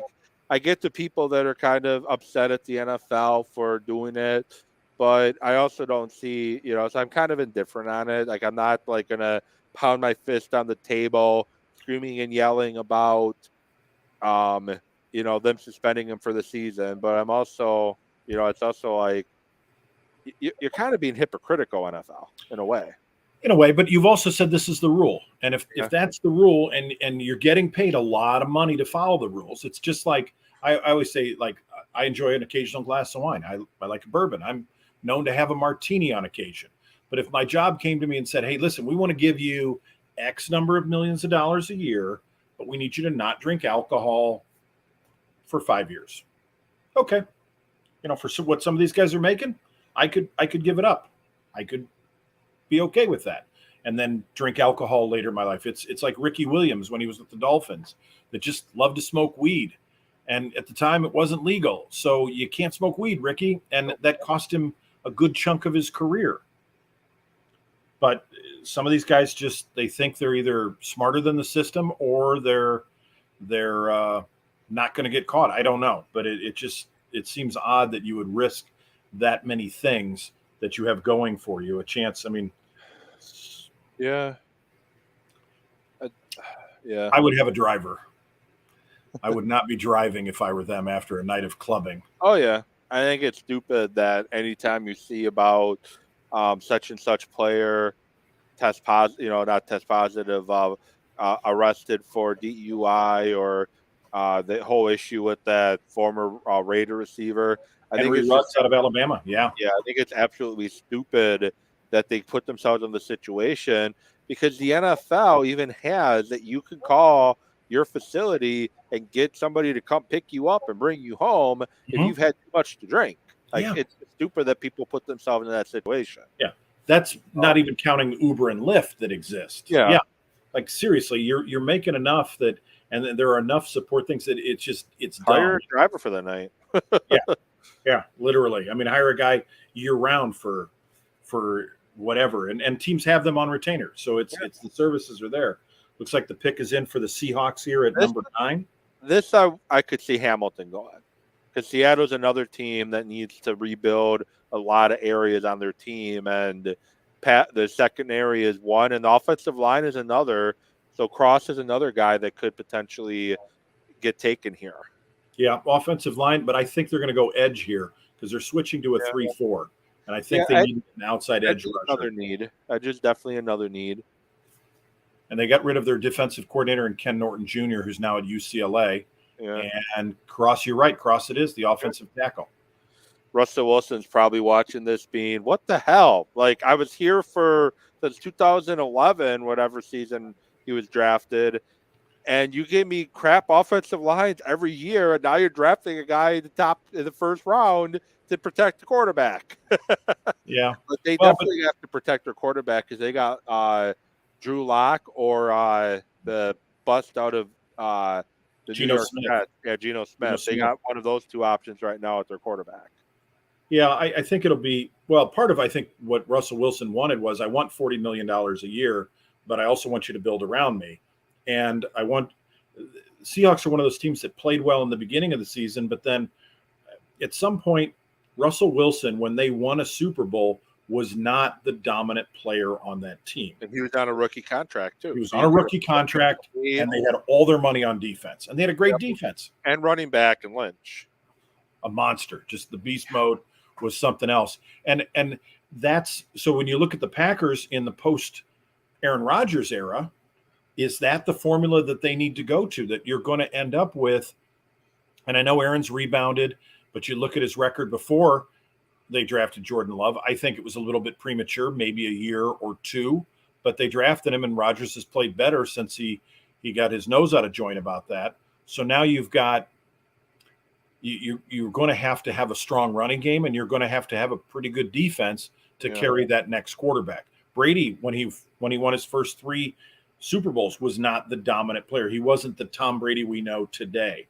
So you look at that, and that's the part that scares me about Aaron Rodgers. Does him taking all of that money, is that part of what pushed Davante Adams to say, I want to move to Las Vegas?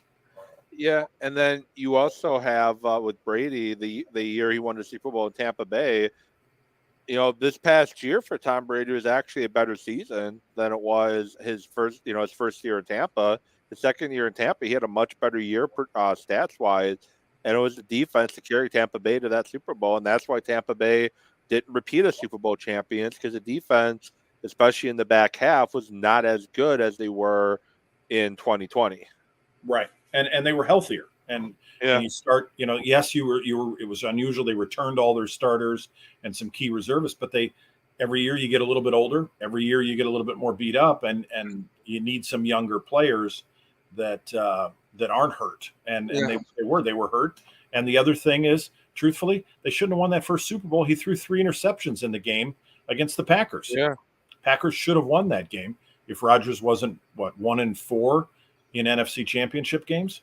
Well, and also if Mike Pettin doesn't go one-on-one coverage on the outside in a Hail Mary type situation, like I don't understand why he had Kevin King on an island against Scotty Miller in cover 0. I don't understand that at all. Like that was another thing. If they actually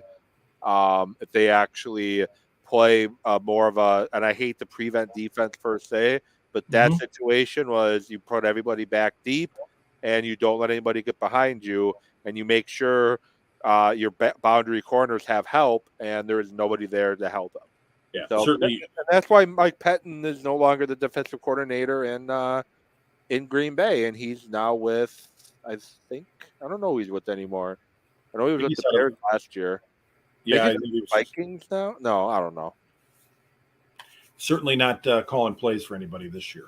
No, I know Ed Donatello, former Packer defensive coordinator, is back in the league calling plays. I know Dom Capers I think was with Detroit last year as a consultant. Yeah, Dom's another guy. The game's just kind of, and he's hanging on, and he likes coaching, but he's an advisor now more than anything else. He's in a good spot for himself now. He doesn't have to call the plays. He doesn't have to put the game plan together anymore. He just kind of, he's forgotten more football than I could ever know. Like he's been around the league for so long. Him and he was the coordinator for the Steelers for the longest time. Played the cornerback in the league before that. Oh, and he was the head coach with the Dick LeBeau. Dick LeBeau, who's head coach. Dick LeBeau created that 3-4 zone blitz defense. Yeah, the Blitzburg defense. Yeah, and he, truthfully, if there's ever been an assistant coach that should be in the Hall of Fame, it should be Dick LeBeau. Yeah, I mean, he was brilliant and was unsuccessful with Cincinnati as a head coach. Although you can say that about a lot of people. Yeah, Capers was unsuccessful in Carolina, but he had a good start in Carolina. He just couldn't, he reached the wall, and he couldn't go any further. He reached the ceiling. Yeah, and never had great quarterbacks in Carolina when he was there. Yeah, which Gary Collins, who was okay, but never the best. Not a guy that's first wide receiver off the board. So now we get to watch. Is this going to be second wide receiver off the board? I forgot London. So now we have 2 wide receivers off the board in the last 3 picks. Is this not going to be the run on wide receivers we've been kind of anticipating leading up to the draft? So Olave will probably be next with Washington. Washington's up next. Although They're 12, I thought, but Now Washington's at 11, Minnesota at 12, that's right. and then Minnesota Houston at won't take a 13. receiver. I don't Houston think might. so. Houston might take one. Houston, Washington may take one. I've heard Houston wants to trade back though. With that I heard they wanted to trade up into the top 10 with the 13th pick, Yeah, or they want to trade back. yeah. Maybe this is a possible trade option with Green Bay. Well, if there's somebody that Green Bay feels, I just don't know that there's anybody that I want to give up draft capital. That they're all kind of close, but they may have somebody rated higher. Yeah. Although Washington, I'm still stunned that they're going to go into the season with Carson Wentz as their starting quarterback, and they traded for him. Well, I'm not surprised for the fact that, we've talked about this, is there's nobody in this draft to go and get. There's nobody in this draft that, Ron Rivera, he wants to win. And there's nobody in the draft to go out and get. You couldn't get Aaron Rodgers. You couldn't get Russell Wilson. You couldn't get Matt Ryan. You couldn't get Deshaun Watson. That would be a bad situation in Washington with both Daniel Snyder and Deshaun Watson. You're going to have all the negative attention for the wrong reasons in that situation. So Carson Wentz, he's not a superstar quarterback, but he's a guy that he can play okay, and he's a good stopgap quarterback for this year. He might get you into the playoffs. He might not. In that division, he might, yeah. But yeah, it was a safe option with what else is available. The fact that he did so poorly with Frank. Washington traded the pick to the Saints, so here's going to be another receiver right here. Yeah, and the Saints have been active. They have with 2 picks in the first round, so this gives them somebody. So there is somebody that they are targeting and want. So likely be Olave, because I know he was high on their list. It might be Burke, which would be a little high for Burke at this pick. Or hey, they maybe want a quarterback too. Who knows? Who's going to go quarterback? Minnesota might. Doubtful, but they have to start planning for too many things. Yeah. Then it was Baltimore, Philadelphia, and then New Orleans was there at 16 with their pick from the Colts via the Eagles. Yeah. So probably wide receiver. I was surprised Washington went with Wentz. I would have gone with Mariota. I think Mariota's got a higher ceiling and is just a better teammate. Carson Wentz is just he's turned 2 franchises off, and Frank Reich was his offensive coordinator in Philadelphia, and he couldn't turn him around and get him fixed. And Irsay couldn't help him pack his bags fast enough to get him out of the building. And that's the way you know who had the power in Indianapolis. Is I don't know if I'm sure Frank Reich, if Carson Wentz would have came back this season as their quarterback, he would have been fine, whatever. But Irsay definitely runs that team. Yeah, and they got Matt Ryan, which I think is an upgrade, even though he's in his 14th season, even though he hasn't been super successful the last couple of years. And that's where Washington could have got Ryan. Yeah, and the Colts definitely need to find, and maybe not this year, and maybe a Carson Strong, who I mentioned in the 3rd round or 4th round, is an option for the Colts, depending on when they have their first pick in the draft. I think it's the 2nd round. I don't know. But Carson Strong could be a good pick to serve as an understudy for Matt Ryan. Yeah, and I think the other team to watch, Philadelphia, they had 3 picks in the first round. They traded 1 to the Saints. So they have 2 this year and 2 next year. And I think they've got to be looking at it saying, okay, we'll give Jalen Hurts this year, but if not, we're going to get the quarterback we want next year, because you're going to have Bryce Young and CJ Stroud coming out. And both of them are probably better quarterbacks than Jalen Hurts is in a real quick manner. So I think the Jalen Hurts experiment has a year for them. I'm curious who the Saints are going to go with. Jameis Winston played well for them. I think the Taysom Hill experiment is over as far as him being a quarterback. He's a Swiss Army knife gadget player kind of guy. That's great, but he's not. He looks like Tebow back there at times, and he's just not a starting quarterback. Oh. And I kind of still had to laugh because it would have been nice. It would have been nice to keep him in Green Bay, but he would not have been the same type of player in Green Bay and we go back to we talk about situations, he would not have been the Swiss Army knife in Green Bay. It didn't fit what McCarthy did. McCarthy was very quarterbacks play quarterbacks, unless you're Mhm. Tom Montgomery, running backs play running backs, wide receivers play receivers, and so forth. He didn't do any of these gimmick things. So he would have been a third string quarterback at best in Green Bay, and he would have never became this Swiss Army knife. Well, now in New Orleans, he can focus on being that Swiss Army knife only instead of also playing quarterback, which could be great. And the Could game be has changed. great for There's that, more of the Wildcat in there, and we've got some different things. So yeah, I agree with you. I think it's interesting that when I mentioned Tebow, he looks like Tebow.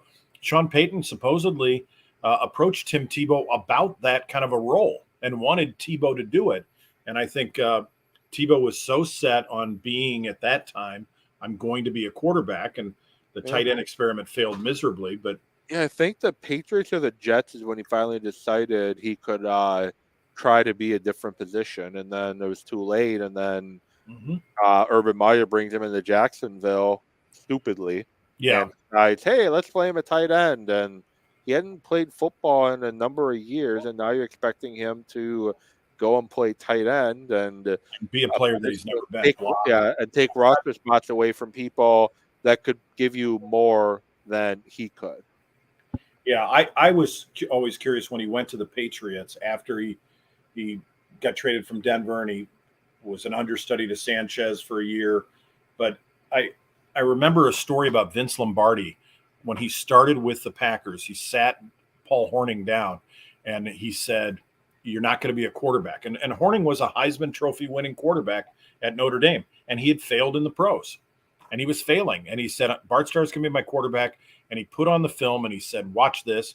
And Lombardi had run the offense for the New York Football Giants.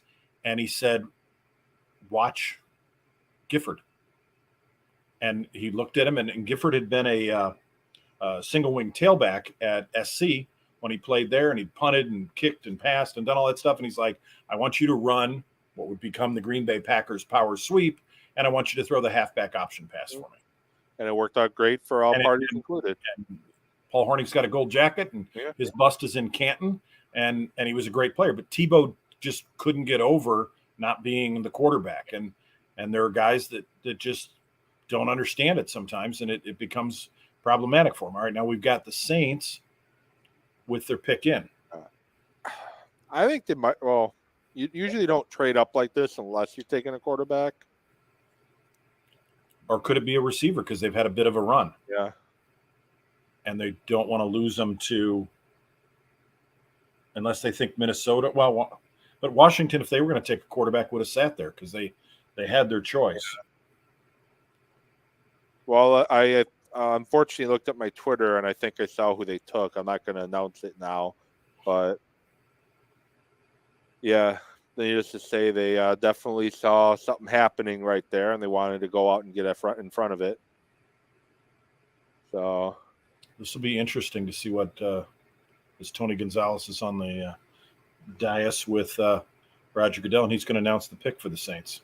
Which is kind of weird because he has no connection to the Saints. No, Chiefs or Atlanta, yeah, but okay. Or Washington, he didn't have a connection to, who had the pick originally. Yeah. So we'll see what he pulls up. And it looks like there is a guy wearing a Chiefs jersey on stage and a Charger jersey on stage. Which makes absolutely no sense whatsoever. Okay. Yeah. Whatever you want to do, I guess. It's better than watching it in somebody's basement and seeing everybody on their remote screens trying to make it work. Although they did a great job with it the last couple of years by keeping it remote and keeping it going when they had to during the lockdown.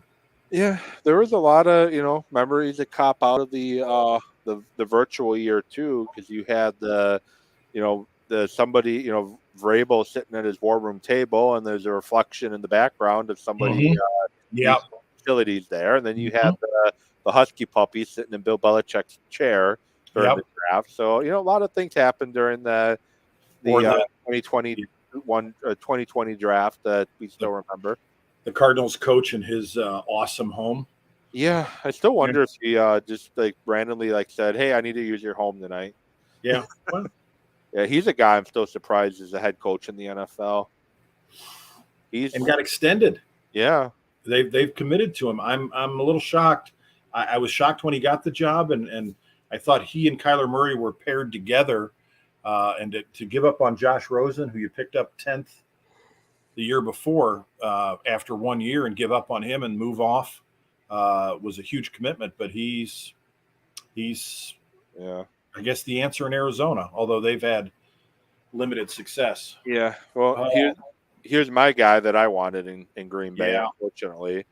But the Saints probably got wind that, Packers are, because it came out earlier in the day that they were looking to possibly try to move up. So they must have got wind that they were trying to move up, and they're like, oh, we're going to leapfrog and trade with Washington so we can go get our guy and not have to worry about, Packers or another, like Chiefs, for example, too. The Packers or the Chiefs leapfrogging them in order to get him. So here you might see edge, you might see defensive line, you might see corner. That's likely what the Vikings are trading their pick to. Never mind, to the Lions. To the Lions. An interdivisional trade. Interesting. This will probably be a quarterback. Yeah, I don't know what Detroit. Well, they need a wide receiver though too, because all they have is St. Brown. In reality, they have St. Brown, and that's about it. They need so much to be giving up draft capital. Yeah, because you're what, back at 32, so you're going to trade the last pick in the first round. So it's got to be costing you quite a bit. Quite a bit, yeah. Maybe a future second, maybe a third this year. Yeah, so they're going to go wide receiver here to get ahead of everybody else, or they're going to go quarterback here because they got their defensive end, and I just don't know what Detroit would jump up ahead from the 32 pick all the way to 12. I don't know what you would trade up that far for, unless they think Houston or Baltimore might take who they want. So then it wouldn't be a quarterback, but it just doesn't make any sense. I don't think Houston's going to take a quarterback. I don't think they're ready for that this year. Baltimore, they're not in the first round. And Davis Mills didn't have a bad year. He had a pretty solid year as a rookie. He's not the worst thing, and they got a lot of holes. So, yeah, just build around him. And if he gets 2 years of starting and then you draft the heir apparent, okay, so you've got a guy that's got some experience. And then what? Philadelphia's not going to draft a quarterback.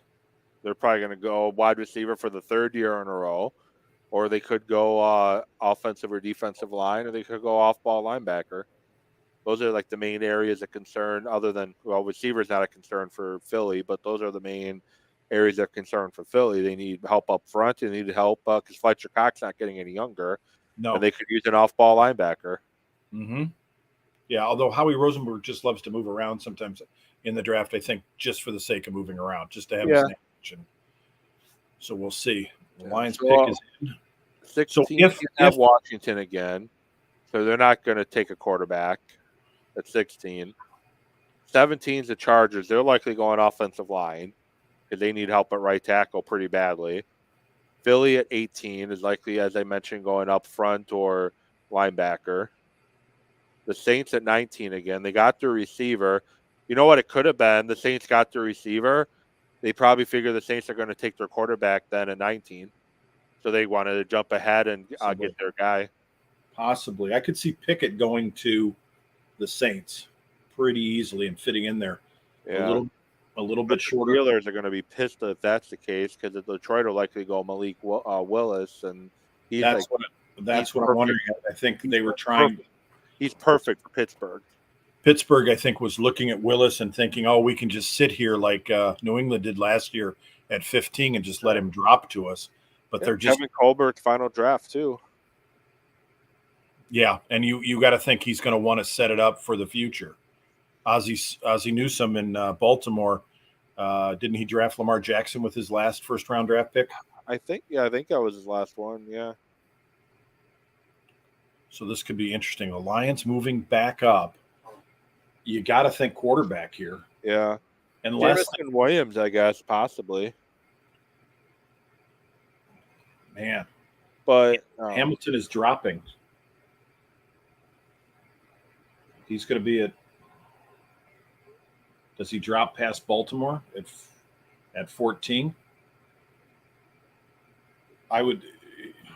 Mel Kiper has him rated as his best available player. All right, here we get the compensation. A second-round draft pick this year. 34, 32nd, 34th, and third-round pick next year for the second-round pick this year and the 12th overall. That's not a bad trade. No, that's a good trade for Detroit. That's not giving up a ton. Yeah. I didn't see what the Saints gave up to move up. That's what I'm curious about. They didn't really show that. No, we haven't seen that yet. That'll be curious. And the Saints have been all over. Well, let's see what Detroit does. Got to be a quarterback to move up. No, a wide receiver. Oh. Jameis Williams. Okay. So the Packers taking a receiver at 22 is slim to none. Treylon Burks. Treylon Burks out of Arkansas. I don't think he makes it. Unless they move up, I don't think Burks makes it to 22. I don't know if his speed scares some people off. And I know the Packers have done well. You think of their last two dominant receivers. It's been Devontae Adams is a good-sized fella, and so is Jordy Nelson. They both had size. So, yeah, and maybe the Packers have to move up. Chargers I can't see going wide receiver. But you got the Eagles. No, they won't. The Eagles might. Eagles might, which they do every year, it seems like. I know they have the last 2 years. Well, Rieger hasn't worked out. Like, Rieger's been a bust, which I'm sad of to see. Because he's a guy coming out that I liked. Like, I liked his speed. I liked his hustle. Like, one of the key plays that stood out to me about Jalen Rieger is his quarterback stupid interception. He falls to the ground. He gets back up, and he makes a tackle right around inside the 5-yard line. And all the Eagles are on the board again now. They've traded with the Texans. Eagles pick is in at 13. Yeah. They've traded with the Texans. So, judging what's after, you have Baltimore and Houston. Baltimore could go wide receiver. Yeah, so why would Philly jump ahead of Baltimore? Offensive line, defensive line help. Baltimore needs both. Philly needs both. Philly could use a wide receiver. I don't know. And this is where I think you get into a situation where a lot of teams no longer have first-round grades on these guys that are left. Although Hamilton is there as a safety, I think he's got to be a definite first-rounder. But there's no real offensive lineman that you go, yeah, he's a first-rounder. I mean, Tyler Linderbaum from Iowa, the center, who I think the Cowboys have looked at pretty hard, is a definite possibility in the first round. I don't think there's any guards left. Or could go edge too, because Baltimore needs help at edge. So maybe that would be why Philly jumps ahead. Yeah, an outside linebacker, edge rusher, Mike McDonald, their new defensive coordinator, who came back after a year at Michigan with winning the national title. That is a spot, quite frankly, where that kid from Michigan that tore his Achilles could go. Yeah, McDonald coached him last year and knows him really, really well. And he probably has some inside information on how his recovery is coming too. Yeah, and you've got to know him like the back of your hand after coaching him for a year and seeing him. And I do think he's got one of those motors that just doesn't stop. He's just a guy that comes out and likes to play, and I don't know that he would fit with what Baltimore likes to do quite heavily. And he played for Harbaugh, and there's another Harbaugh, so that wouldn't shock me a ton at 14 with the Ravens. Yeah, I just don't get why Philly moved up. Like, why would they feel the need to jump ahead of Baltimore to draft? Jermaine Johnson, another guy who's available. That he's a guy that fits what Baltimore likes doing too. I think, man, I don't know. I don't understand why Detroit jumped up. other than you had a run 10, 11, and 12 were all wide receivers. Yeah, I'm surprised Detroit took a wide receiver because that was not a position that I anticipated them looking to get, and they go and take a receiver. So Well, there's a I, definite need I'm a there. little surprised there. Well, there's a need, but not to trade up from 32 to take a guy who's going to be sitting up most of the year with an ACL injury. Yeah, Like I true. feel they have other needs that they could have addressed by trading up to draft somebody because there's still a lot of, you mentioned Hamilton still on the board. That's the option they could have went. They need help on the defensive side, but maybe they just look at the potential with him and Emron St. Brown and Amron St. Brown and think that that's a pretty solid 1-2 punch at receiver. Yeah, they're at least legitimate at that point. Yeah. I always thought Detroit would trade back out of that 32 position, and we'd see a quarterback go there that somebody wanted to get a quarterback that had just tumbled that you wanted to keep under for a redshirt year, so to speak, and then have him under contract with that 5th-year option to do it, and then pick up another draft pick up a second or a high 3rd-round draft pick, and just get at some point when you're that bad, when you're the Texans or the Lions or Jacksonville, you just got to get bodies. You got to get more guys in the building that can actually play and aren't just stiffs. Yeah. And you look at the Chiefs. The Chiefs have 8 picks in the first 4 rounds. When you think, okay, first, second, third, 4th rounders, I'm not expecting my 4th rounders to end up being Pro Bowlers, but I would expect anybody drafted in the first 4 rounds has got a legitimate chance of being a starter for me. That could potentially be 8 starters that the Chiefs draft this year.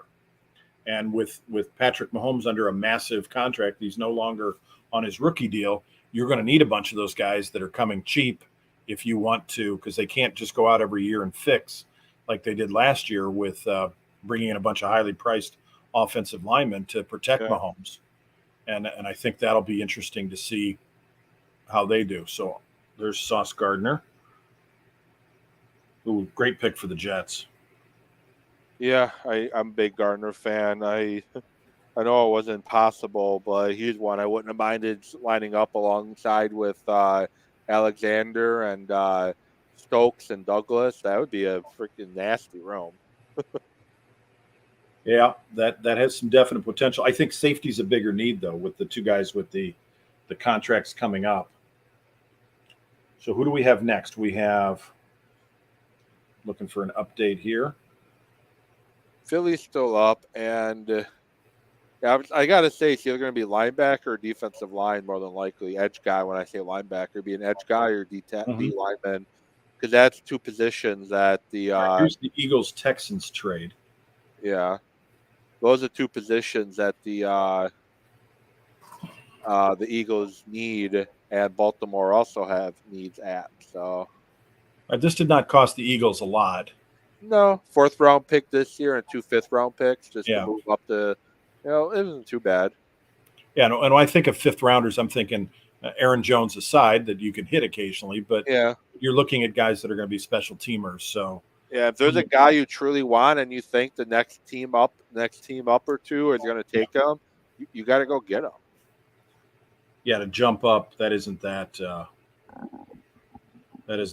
The Saints and the Eagles. Okay, that was previous. I still can't get over that trade with Tyreek Hill. That just was a lot of draft capital for Miami to give up. A 2nd, a 4th,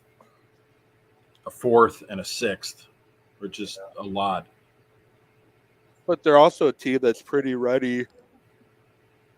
Both sides of the ball to make a push for a playoff spot. So I guess it kind of makes a little bit of sense there, rather than draft another wide receiver in this year's draft or another position. True. Give a lot of weapons to surround him with, and see what playing in Mike McDonald's offense can get you. And he looks like he's a guy that should be teaching college math or chemistry rather than coaching. Yes, but from what I understand, he is really bright. Oh yeah, and comes from a good tree, with coming from Shanahan's system, and he's well regarded. And he left the defense kind of intact, so that kind of makes sense. It just, I guess you're looking at it as you got Tua still on his rookie deal. So you've got enough draft capital next year that if you don't think he's the guy, then it's time to reset and go get a quarterback again next year if that's what you're going to have to do. So we have a little. That was going to announce it already, but he's got to talk about why the kids are up there first. Apparently. Yeah, which is fine. I'm just, I'm getting a little impatient here. We're about almost 2 hours into the draft. Yep. Yeah. Jordan Davis, defensive tackle for the Eagles. That is Fletcher Cox, as you said earlier, is not getting any younger. Yeah, and you line him. Fletcher Cox is a guy that can attack the quarterback. You get Davis is a guy that can stop the run. So, yeah, in Baltimore, he would have been a great fit in Baltimore. So now I can definitely see why they jump ahead of Baltimore. Baltimore probably goes with this guy. But now the domino effect with him going, they either take the other defensive tackle, Wyatt, from Georgia, or they go wide receiver again. Yeah, the Packers need to be sweating this one a little bit because the wide receiver room is drying up for them. First round talent, yes. And I know they brought some other guys in like George Pickens from Georgia or Velus Jones from Tennessee. A guy that'll probably be around in the 5th round who will also be your kick and punt returner too. He's a special teams player of the year in the SEC, the guy from Tennessee you talked about. Yeah, Velus Jones and was really good. He was with another team before Tennessee and transferred, and he was a great returner there as well too. So, and that is something that gets overlooked, but it and special teams I certainly will be a renewed emphasis for the Packers this year with Biasaki coming over from the Raiders to kind of man that up after the troubles they had last year. So the Ravens pick is in now. So do they go Wyatt from Georgia now that the big guy, 6'3", 40, and if he can keep his weight under control, he's a guy that can dominate up front. That's the big if, though. He's a guy that seemed like he busted his ass off to be a top guy at the combine, but he seemed like he didn't play that hard at times at Georgia. But Devontae Wyatt, the guy that could go here. Hamilton is still there. Hamilton's the guy that could go. They could use some help in the secondary. Wide receiver, Andrew Booth from Clemson. They need help in the secondary. Because one of the biggest areas that the Ravens had this year, especially late in the year, is they couldn't stop anybody's passing game. Burrow had 500 yards, almost 500 yards passing twice against them. And you have to go against Burrow twice. You have to go against Deshaun Watson twice. You have to go against Mitch Trubisky, I guess, twice. But either way, you got 2 really good quarterbacks you're potentially going up against twice a year now. So corner is another position that they could definitely need. Yeah, I would think corner more so than or wide receiver. They could go and pull something out with that. Or if they take a receiver here, though, with what's left, they're going to be definitely reaching, though, because George Pickens is a late first-round guy. Burks is a late first-round guy. Watson is a mid-second-round guy. Yeah, maybe Jahan Dotson. Sky Moore and Dotson are late first, early second-round guys. They would definitely be reaching if they were to move up and take a receiver. So I'm going to let my next guest in here on the show. I got to make it a 3-person show now. All right, here we go. The other one, it could be Daxton Hill from Michigan, who played for Mike McDonald last week. That's out there, and I know he's not a box safety, but he's a 4.38 guy at 6 foot and 192 pounds. Yeah, and they definitely help with the secondary. So now I want to bring in Troy. Been a while. I think the last we talked was the Packer right around the Packer Tennessee game, or going to the playoffs that year, one of the two. Yeah, how's it going? It's going. It's been a while. Yeah, been a while. So, what's your early thoughts on this first round so far? Obviously, the run at first round wide receiver talent is kind of been expected, but kind of sad at the same time because, Packers could use some help in the wide receiver room. But overall, your thoughts on the first round so far? Well, you can never tell on draft day. Always some surprises. You couple trades up. I'm sitting right now. I kind of joked with you. Said I'll join you around 8:30ish unless the Packers trade up to get Olave, but that didn't happen.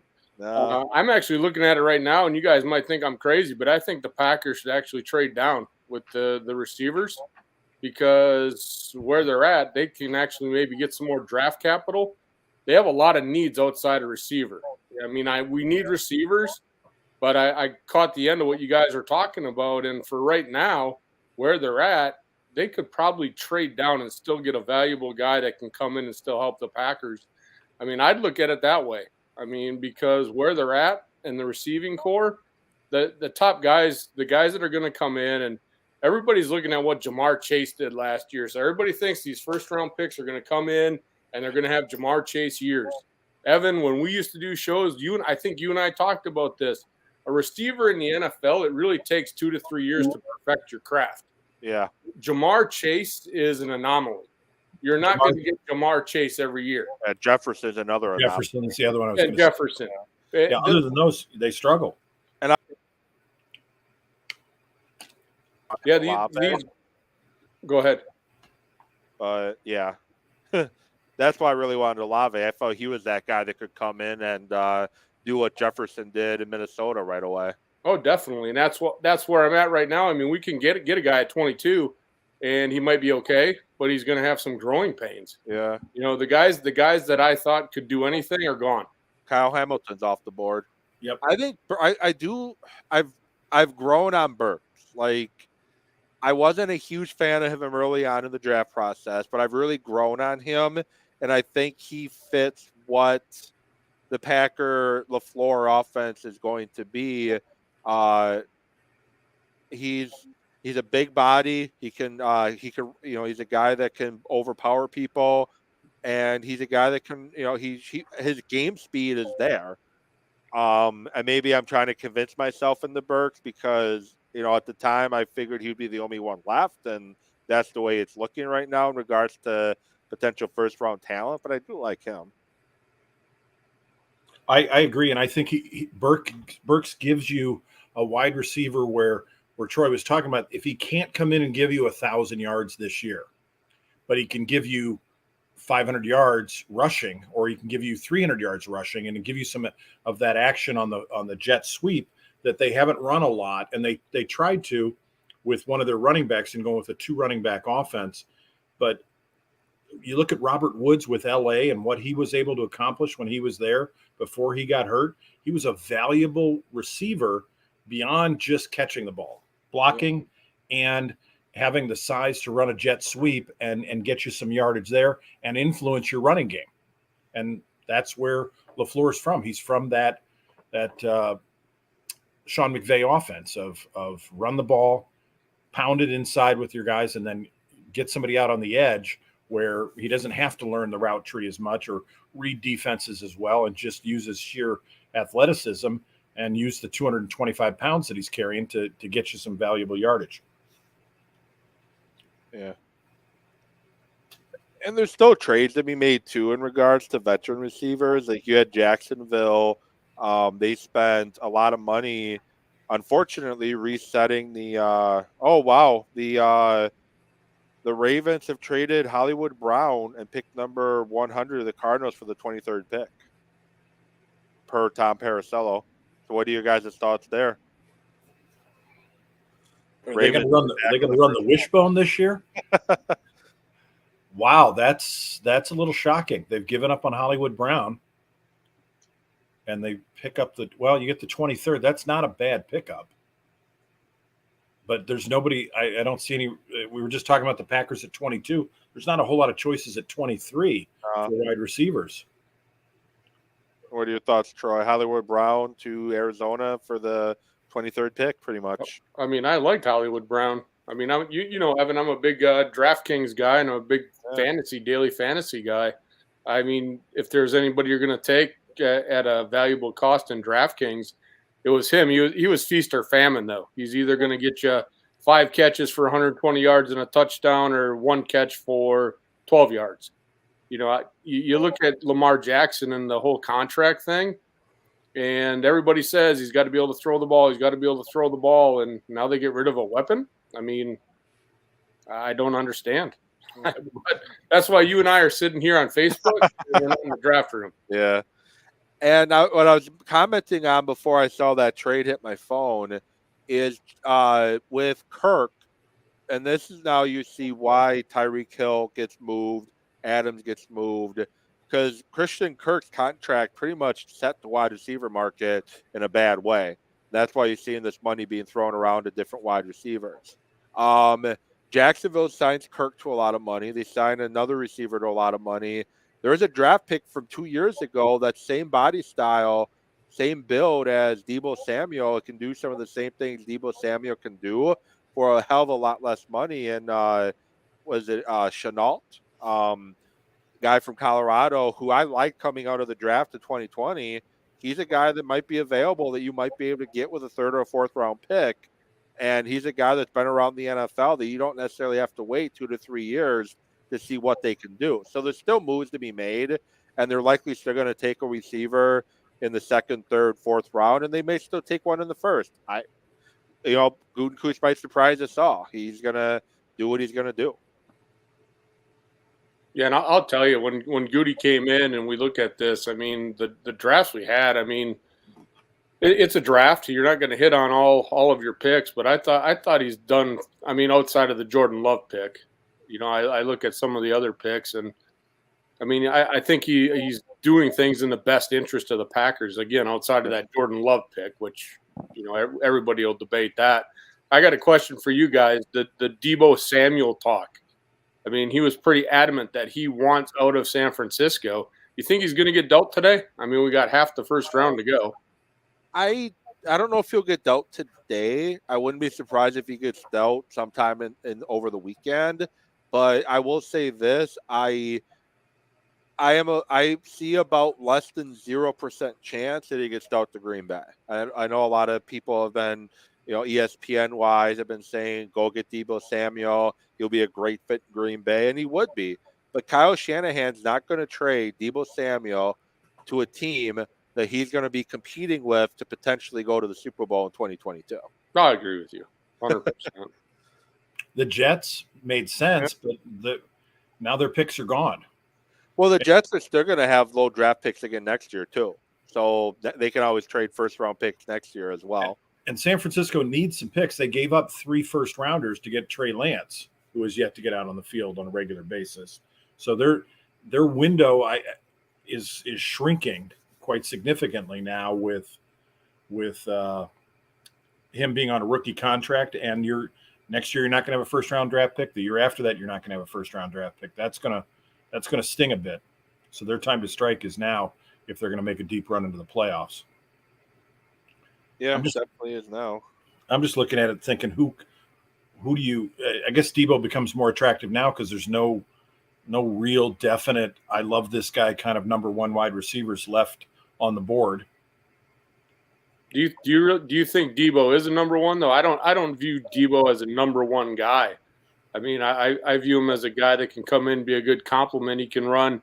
Evan, you were talking about jet sweeps and the speed off the side. We saw what he did, you know, last year for the 49ers, but I don't see him as a bona fide number 1 receiver in offenses that are in the playoffs year in and year out. Or am I totally off in left field, guys? I don't necessarily see him as a number 1. I think he's a guy who's a weapon that you put him in situations. And I know he doesn't really want to, I think, do the run the ball stuff much anymore because he cost himself a payday by being the guy who runs the ball a lot. Because guys who run the ball a lot get hurt more frequently. I think he's definitely a guy who you could use as a weapon. As a number 1, I don't think he's a number 1, but like I said, he's definitely a weapon.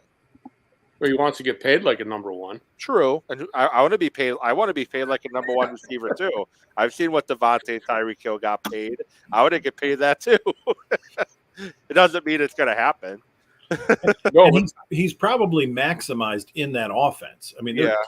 Shanahan is really getting the most out of him. So it becomes is he a system guy? I know we talk about quarterbacks a lot being system guys in an air raid offense or something, but he's used as, are they going to be where he goes someplace else? Maybe he goes to the Jets where they have LaFleur's brothers, the OC there. Maybe that works. But at some point, yeah, he's not a number one. He's more of a wingback kind of guy, an old Johnny Rodgers from Nebraska. Give him the ball, get the ball in his hands, but not the kind of guy that's going to force you defensively to account for him in the passing game on every play.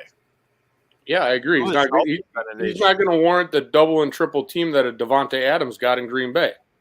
Exactly. You can cover Debo one-on-one and maybe, cheat a safety over if you want to double him up. But I look at him and what he did out of the backfield, that's what made him so valuable to that 49er offense.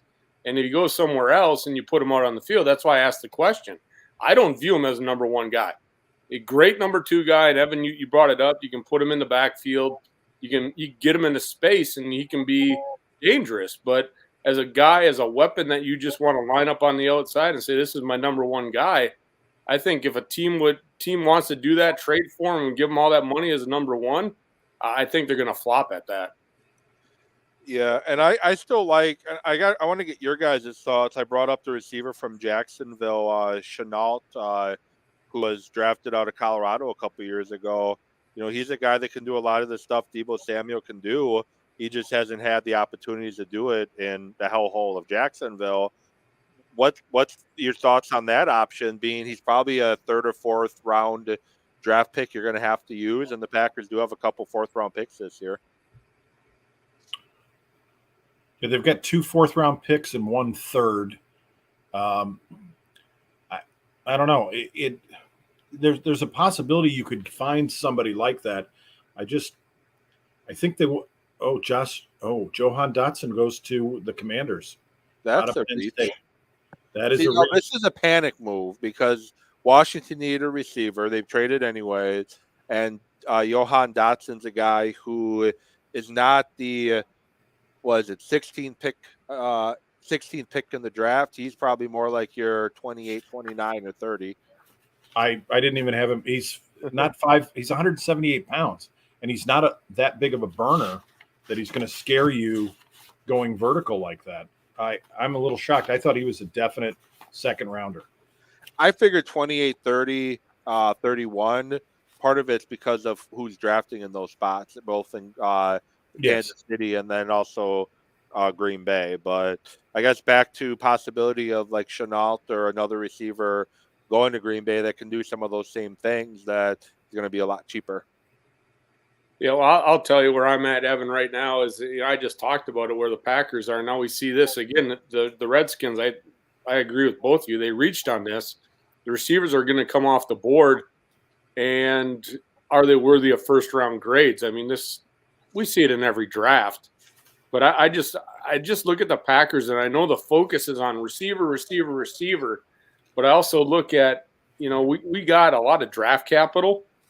And I don't know if I really want to give it away for Chenault. He's been productive in a really crappy system. And I think he could bring something. If they got a really good deal for him, I wouldn't sit here and throw my hat on the ground and stomp on it and say that was a crappy move.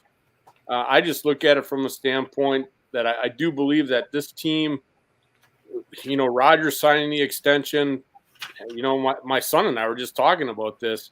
It's just disappointing. With Rodgers, we should have been in 5 Super Bowls. And we really got to get there in the next 3 years. And to do that, though, is it just a receiver that's going to put us in the Super Bowl? I just think we got a lot of things that we need, offensive line depth, linebacker depth, another edge rusher. I just look at the draft capital we have, and I know everybody wants the receiver, but I'm looking at this draft right now, and I'm like, okay, well, we're not going to get him. I guess now I brought it up earlier. Jamar Chase last year, the anomaly. Those are the guys you're shooting for, the guys that can come in on day one, have a rapport with your quarterback, put up 1,200 yards, get 10 touchdowns. at this point, I just don't see a receiver right now that's going to come in and be that guy this year in Green Bay. Hey, just interrupt you guys here. According to Diana Rosani, the Tennessee Titans are trading A.J. Brown to the Eagles in exchange for Philadelphia's 18th pick, overall pick, and another third-round pick. And that's from Diana Rosini. And I'm not Titans are on the clock. So Chargers just took Zion Johnson, guard. So that's a big trade right there, A.J. Brown. That's who I've seen a lot of comparisons to the Burks from Arkansas. I've seen a lot of comparisons to him with A.J. Brown as well.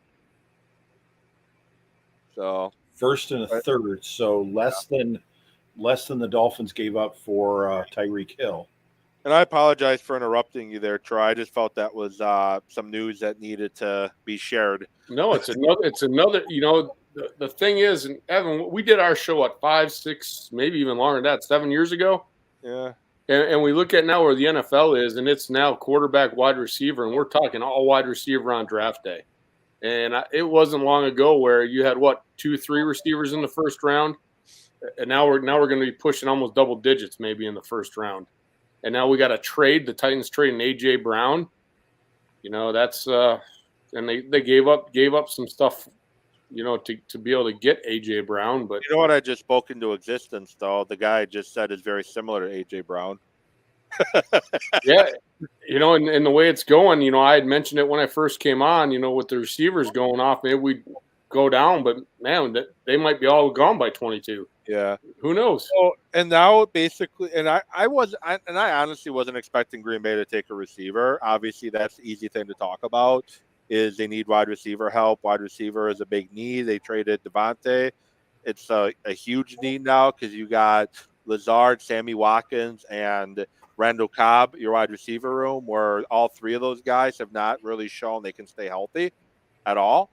So obviously wide receiver is a big need, and you know the first round of the draft is not falling in a way that you're going to take a wide receiver in the first round. And the only way I figured they would take a receiver in the first round if they traded up to get one, and most of the guys you would trade up for, all the guys you would trade up for, is all gone.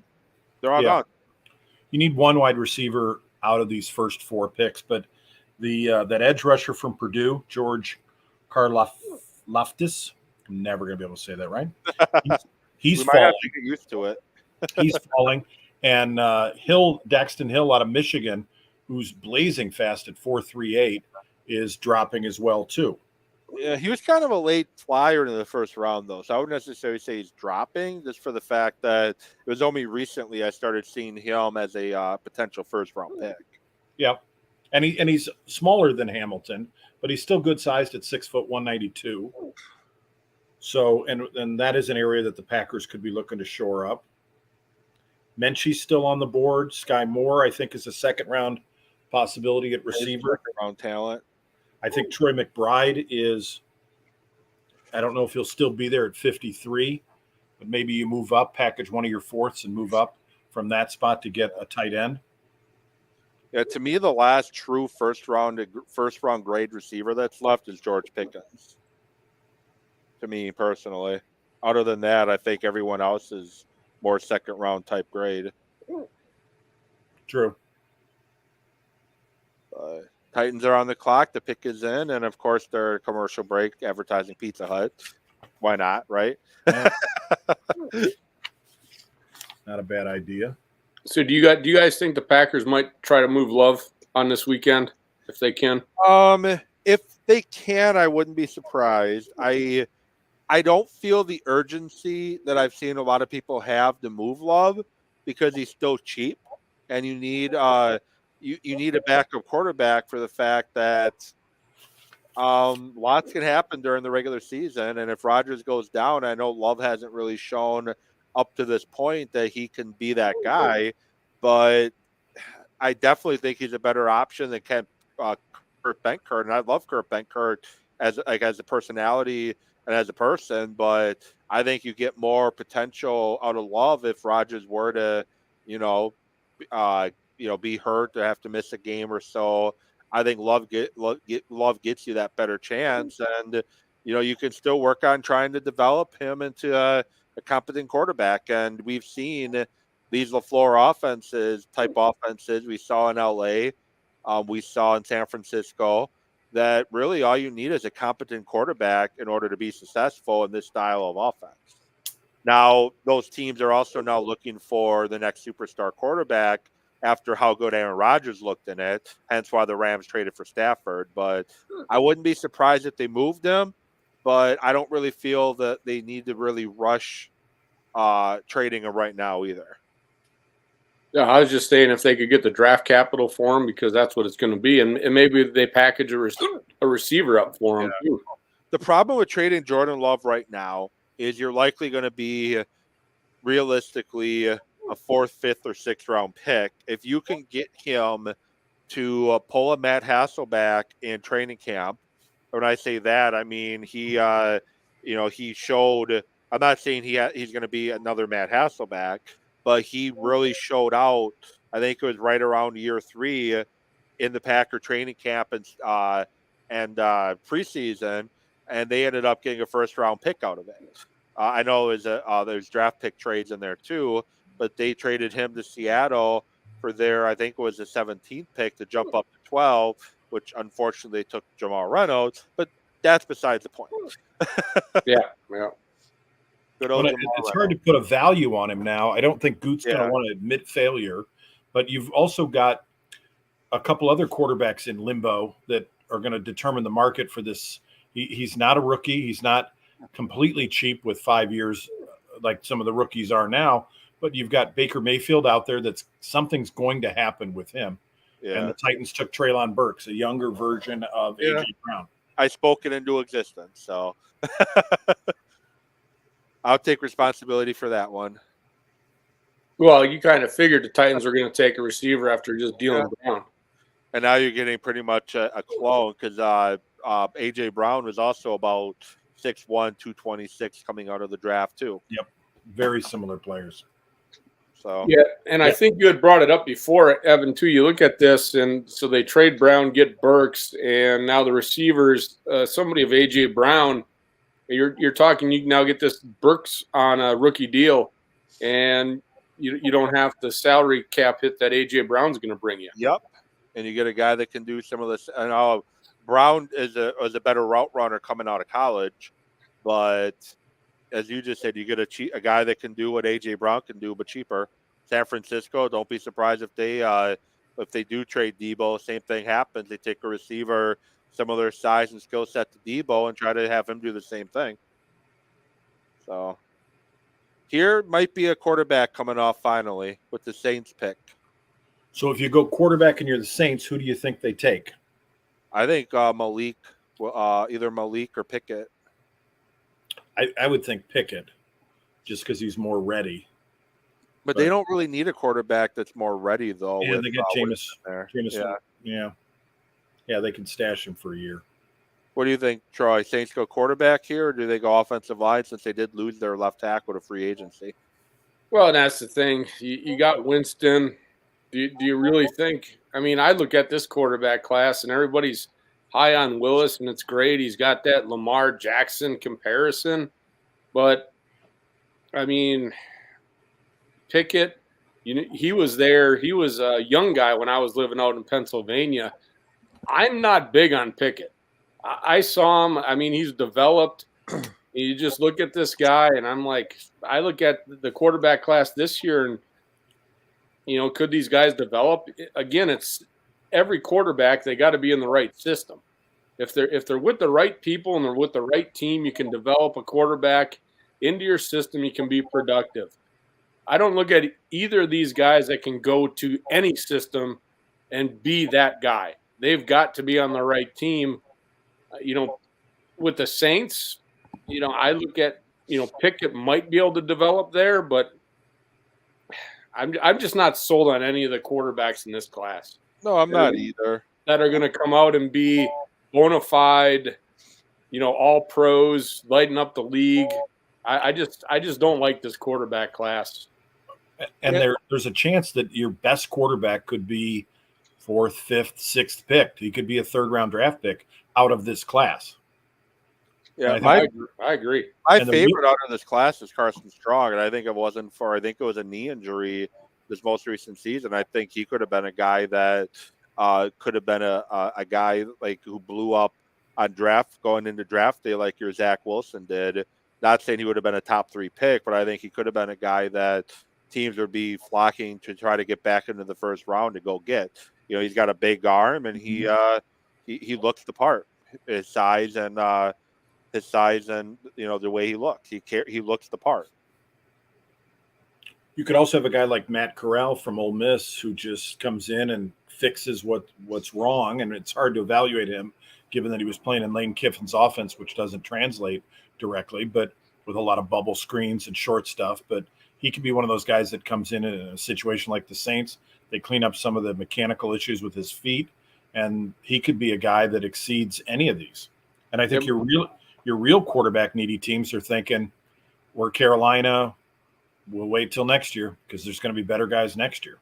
It's funny brought Corral up. I heard on the radio coming home tonight that he was invited to the green room. So maybe that's the Saints pick right here. Yeah, I mean, maybe. This is a guy that I don't think many people had him as a first-round pick, but I heard he got invited to the green room in Vegas. So somebody might be interested in him. Yeah, it could be. And I was surprised the Lions traded up, but who's ever got pick 32, 31, I can see somebody coming and jumping back in to get somebody at that end. The Vikings have 32 now, so somebody would have to trade. I wouldn't be surprised if the Vikings trade back again because they're another team that has a lot of holes that they got to fill. Yeah. And they don't have a lot of money to do it either. No, and a lot of money tied into Kirk Cousins. Yeah, good old Kirk. Hey, I'm okay with Kirk being there. Yeah, they can keep paying Kirk all they want. I agree. They can pay Kirk the lifetime contract in Minnesota. He has maximized his earning potential. Yeah, I think Kirk's agent though. Yeah. We'll see who the pick is in.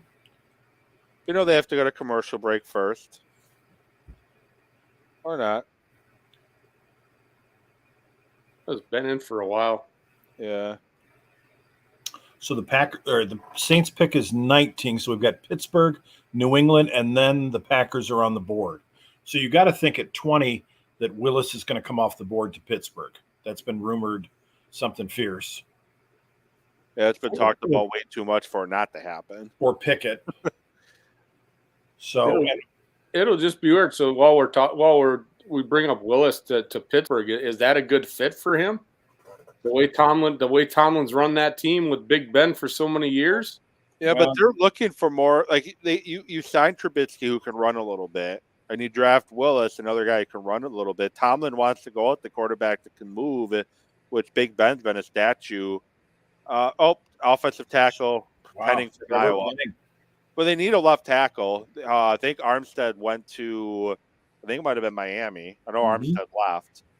So it's not a bad pick going offensive line. You need to protect Winston and Ramczyk, former Badger, former Stevens Point offensive tackle playing the right side. You know, you got him on the left.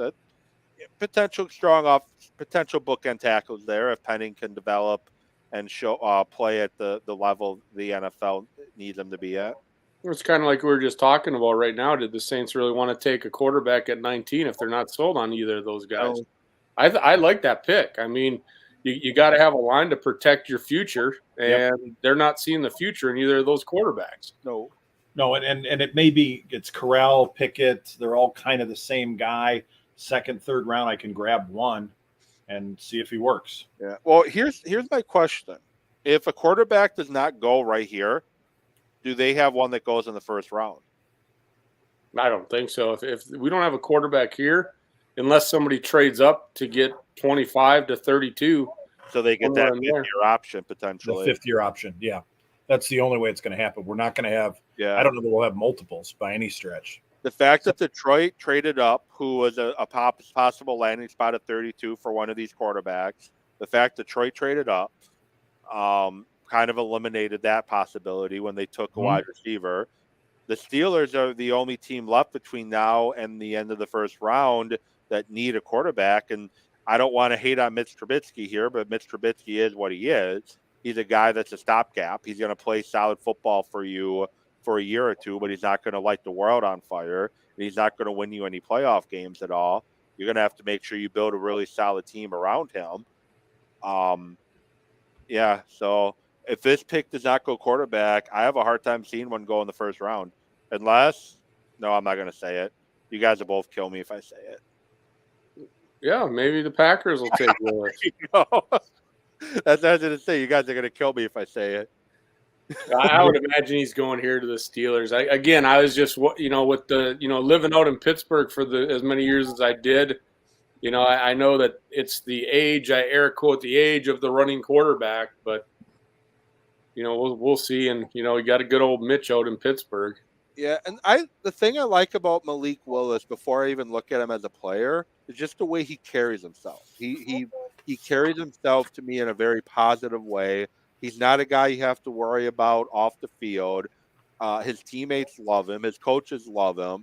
Guys just clamor to him. And he even admitted that when he was at Auburn, he did not take it serious. That's why he got beat out by Nix, who I don't think I think he transferred out of Auburn too. But the reason why he didn't get the job at Auburn because he didn't take it serious enough. Going to Liberty humbled him, and he's a much different leader than he used to be. Now, does that transfer onto the field? I don't know. He's got a lot of things that need some work, and then his size is also a concern. But there's just a lot of good qualities just to like about the kid in general. But everything I just talked about means nothing if you can't put it on the football field. True. Yeah, otherwise he's another Joshua Dodds. Yeah, and A.J. Brown signed a $100 million deal with Philly as well. I don't know the exact terms of it, but yeah. I don't see these DeAndre Hopkins wide receiver contracts, and I think the one exception to me is Devontae Adams. I think makes the most sense going to the Raiders. I think they needed a true number one. He played with Carr in college. There's that chemistry. I'm not 100% sure that he didn't move in right next to Carr because John Gruden sold his house, who lived next door to Carr, and for $12 million. And Devontae Adams the same week bought a $12 million home in Las Vegas. So they may be living right next to each other. Maybe. Or there are more $12 million homes in Las Vegas than I think there are. But you get DeAndre Hopkins didn't. You look at the trade that the Cardinals made for him and spending all that money, it didn't translate into that kind of production. One, he got hurt, but even when he wasn't hurt, his touchdowns, I think he had one more touchdown than the running back Johnson did that got traded for him. Yeah. And on paper, it was a great trade because they didn't give up much to get him. Hence, Bill O'Brien, why Bill O'Brien, the GM, got Bill O'Brien, the head coach, fired. Bill O'Brien, the head coach, was pretty solid. He led the Texans to the playoffs, 2 years in a row with, I think, you and I and Troy as quarterback. That's the quality he had a quarterback those couple years. But once he got the power as general manager, he couldn't build a winning team. He couldn't sustain it, and he made stupid trades like trading Hopkins to Arizona for basically peanuts. So it was a great trade. It just obviously hasn't worked out, is because you said he didn't stay healthy in 2021. So, and how much does that translate? How much does a wide receiver? Can you spend $30 or $25 million and get a guy that all of a sudden you can take him out of the game? You can double him. It's not like an edge rusher. It's not like a quarterback. It's not even like a corner where you can just put somebody on there and say, okay, just wipe somebody off the face of the earth for me and sit on Revis Island. And then we've got coverage. It looks like Franco Harris is going to be there to give the Pittsburgh Steelers pick. And what do we get? It won't be a running back because there's not any for Willis.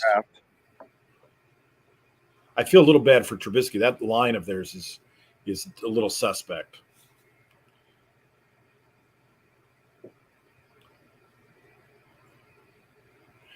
Here's a question for you, fellas. Jordan Love versus any of the quarterbacks in this draft. If Love was coming out this year, would he be the first quarterback off the board? Oh, definitely. He definitely would be. He would have been first round last year too. Well, last year is very top heavy, and this year there's really nobody that's a first round talent at all.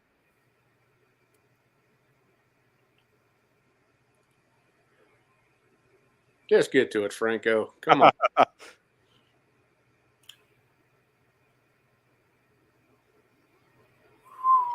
Wow. Kenny Pickett. So he doesn't have to go very far to play football. Same arena, same stadium he played in as a college kid. They're making up for passing on Dan Marino, taking a quarterback out of Pittsburgh.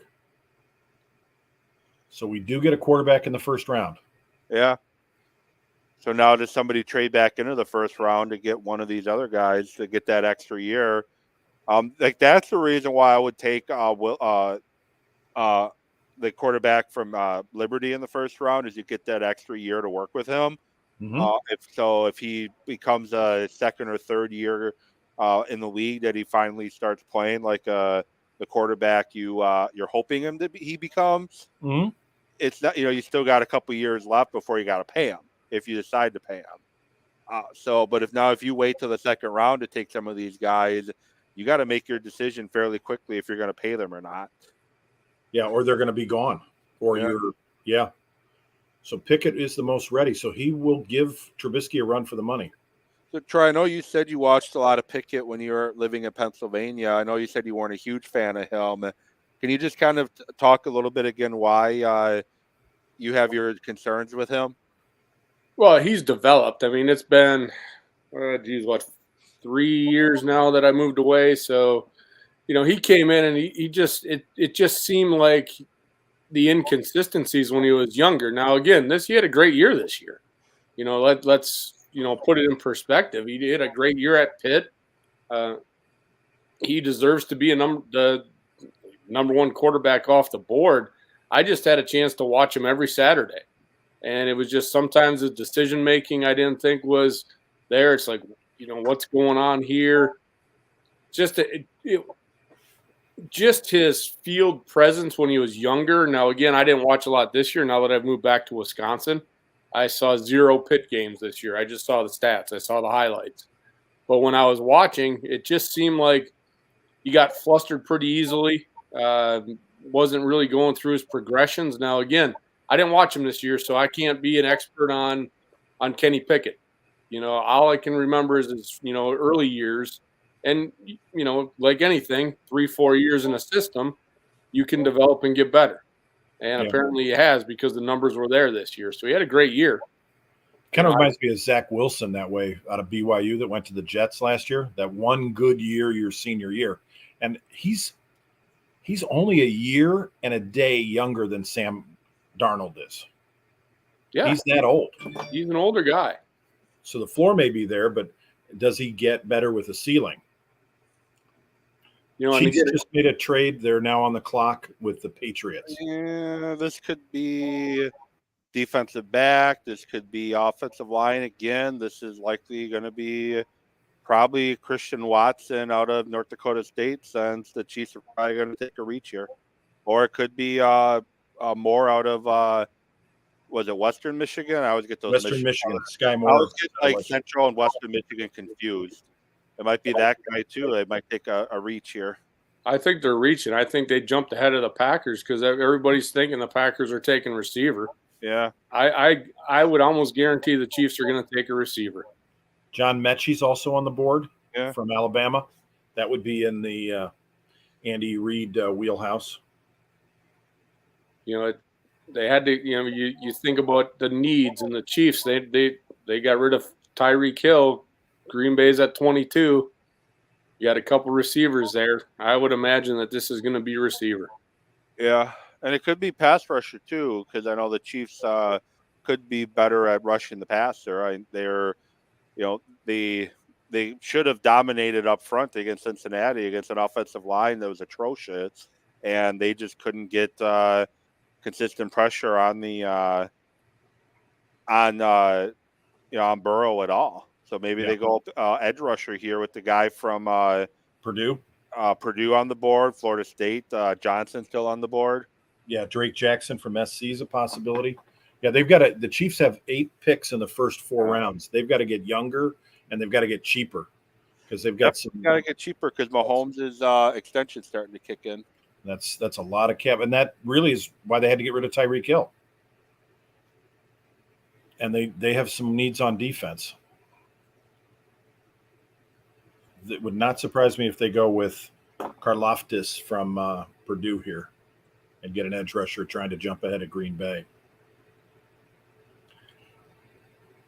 I'll throw you a wild card for Willis at 23. Does he go to Baltimore? Yeah.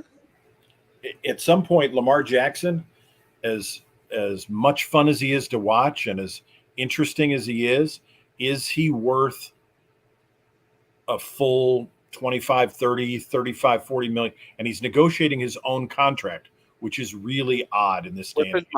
With his mom negotiating it. Yeah. I mean, at some point you just go, okay, we'll just get another version of him and take Willis, who might be a better passer in all likelihood, maybe not as dynamic, but get him and keep somebody on his rookie contract for another 4 years and allow you to rebuild your defense, which needs help. Trent McDuffie, Washington, corner. Well, they need corner help, and then you're in the division now with Russell Wilson, Herbert getting better every year. You have Carr with new weapon in Devontae and his tight end, and either Brewer's left field or right fielder or slot receiver, depending on which way you spell it. Now in Oakland, in Vegas, so it makes sense. You got to get better. And then you got burned by Chase. The Bengals are likely a team that's going to be between you and the Super Bowl again. The Bengals are a team that's going to be there, and they got talented receivers and Chase and Higgins, so it makes sense to go corner. All right, so you have Green Bay on the clock. Yeah, it's kind of hard to pass up that edge rusher. Yeah, it's very hard to take. I honestly, and I know it's hard. It's easy to say this every year when the Packers are on the clock. I honestly have no clue what they're going to do here. I literally have no clue what they're going to do right here, because the wide receivers that would have made sense, which I know they wouldn't have likely taken a wide receiver anyways, are all gone. Mm-hmm. So I literally don't know what Green Bay does here. I think it's got to be in conjunction with the 28th pick. Who do you think is going to still be there at 28? Because there's got to be a couple of guys that you like. Is it? Well, the pick is in, so that was rather quick. So yeah, and it's not a trade. I'm trying to cheat here and see if somebody's tweeted it out early. I've been good about not doing that, but I'm very getting very impatient here to figure it out. So for me, it's you either go for the edge rusher from Purdue or maybe Daxton Hill from Michigan. But I think Daxton Hill will still be there as a safety at 28. And then if you go best player available, to be honest, you're going the edge guy from Florida State. Possibly, yeah. You're really going best player available, and George Pickens is still on the board. I think he's my last first round talent at receiver, and I know a couple guys have gone already that I didn't really have as first round talent, but they went anyway. But I think that knee is scaring a lot of guys off Pickens. But yeah, Jermaine Johnson would be a good pick here. I think Pickens will be there in the second round. I think he's maybe not all the way to 53 though. They probably have to move up in the second to get him. Louis Riddick pontificating here as they verify the pick and steam somebody's jersey in the back. One quarterback gone. I think it's safe to say we won't see a quarterback go here. I think that's pretty safe to say. I hope that would be the consensus. I didn't see Hollywood Brown getting traded. That's out of the blue. Yeah. They trade Hollywood Brown and they take they're up next, so we'll see what they take. Yeah, I wonder if the Chiefs jumped ahead of Green Bay because they felt that Baltimore or Dallas could potentially take corner McDuffie. because it doesn't make sense to jump ahead of Green Bay and take a corner if you're trying to get ahead of Green Bay for something, because you obviously know Green Bay is not going to take a corner. No, So maybe they jump ahead of Green Bay based off what Dallas or Baltimore, Dallas and Baltimore might do. That's the only way it makes any sense. it's got to be. And Green Bay just didn't want to budge then with their pick because Yeah. it must be somebody that they. Either way, most of the talking heads are going to hate it tomorrow. It's not a wide receiver because they're going to think they should reach for a wide receiver at 22 when there's really not a Nobody value there. of 22 at wide receiver anymore.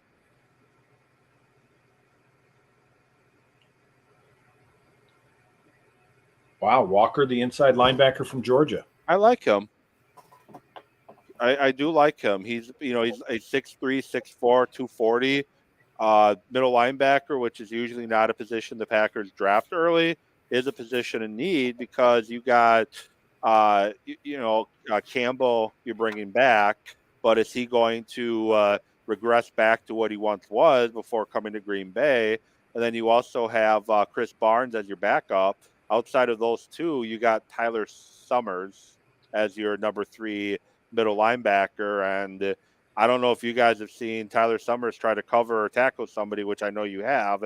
So I'm kind of being funny here. I think I think the three of us would do a better job of tackling than Tyler Summers.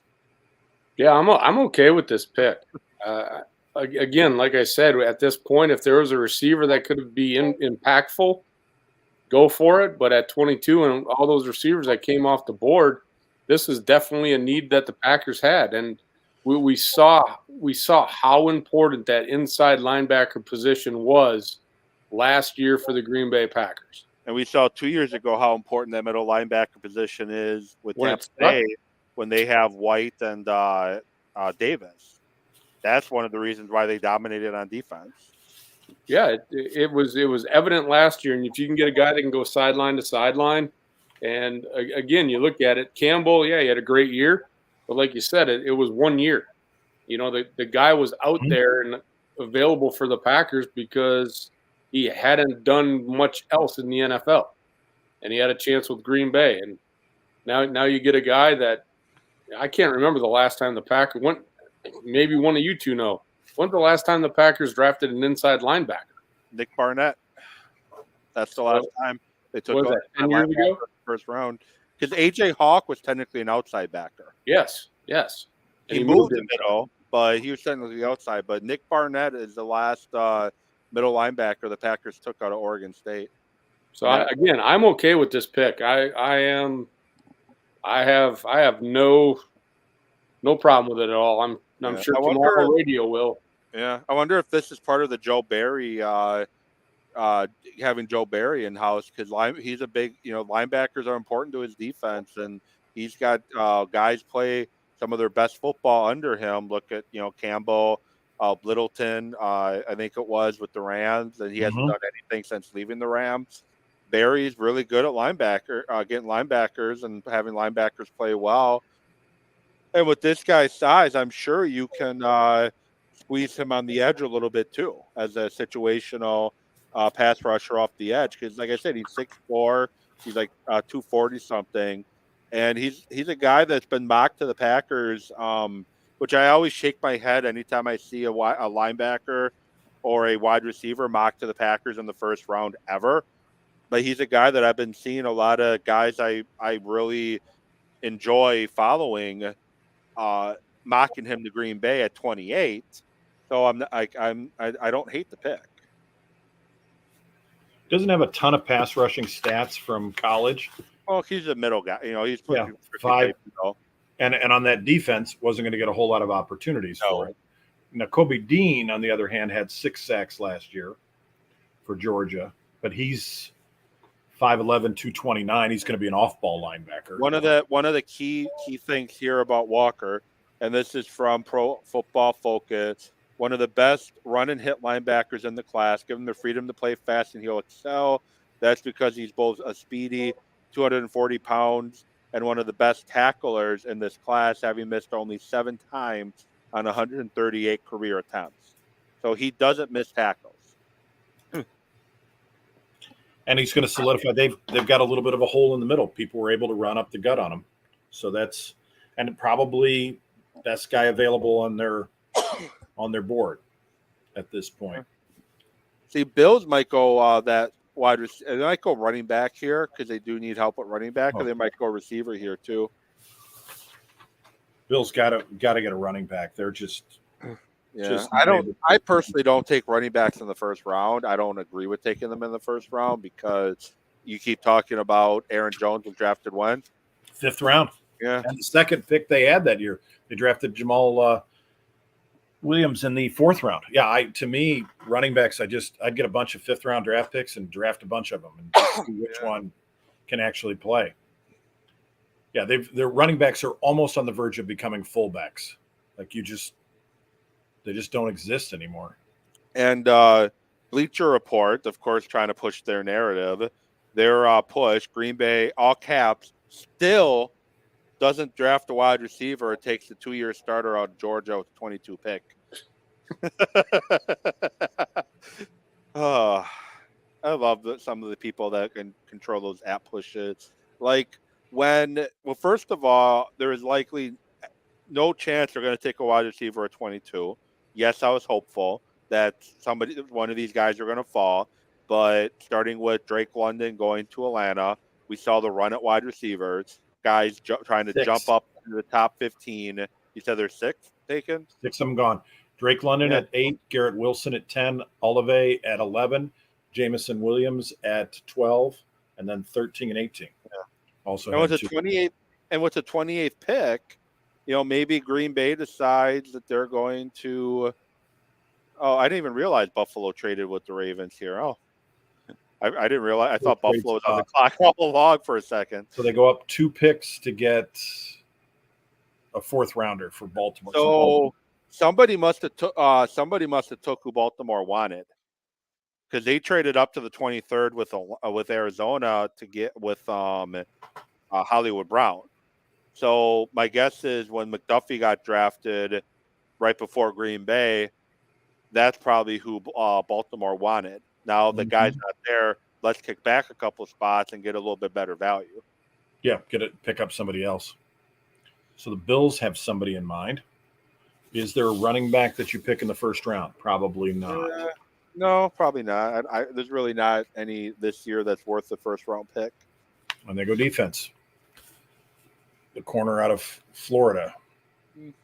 He's been climbing draft boards lately too. Like he was an early to mid second round up until recently, when I've seen him mentioned quite a bit as a first round pick. Blazing speed, 4.39 in the 40. Good size, 6'1", 194 on the outside. And looks like a solid 2-year starter for Florida. Not a lot of turnovers. So 5 interceptions in his 2-year career. So does Dallas here go linemen since their offensive line is aging, or do they go a different route now that a lot of the top offensive linemen are off the board? What do you think, Troy?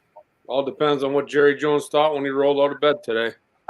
Well, you remember, I don't know if you remember the show we did on the draft night years ago, but it was the year Manziel was in the draft, and you and I and most people thought that that's the direction that Dallas was going to go, because it just made too much sense for Dallas to draft Johnny Manziel. And you and I joked that Stephen Drew must have locked Jerry Jones in a closet somewhere, and he took an offensive lineman. Yep.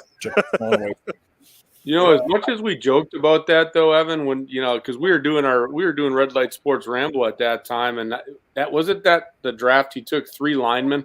Yeah, I think so. Mm-hmm. And that first round pick, I think he took guard out of Clemson or Syracuse, one of those 2 teams, and it's like, okay, but ended up being a great pick. Yeah, and they had a very solid offensive line for a couple of years, and now it's getting old, and people are leaving, but. Tyrone Smith is falling apart. They lost their center to a health problem. I think they go Tyler Lindbaum from Iowa, the center here. Yeah. I think they need somebody in the center that they lost Lael Collins, their right tackle. That was just stupid getting rid of Collins, personally.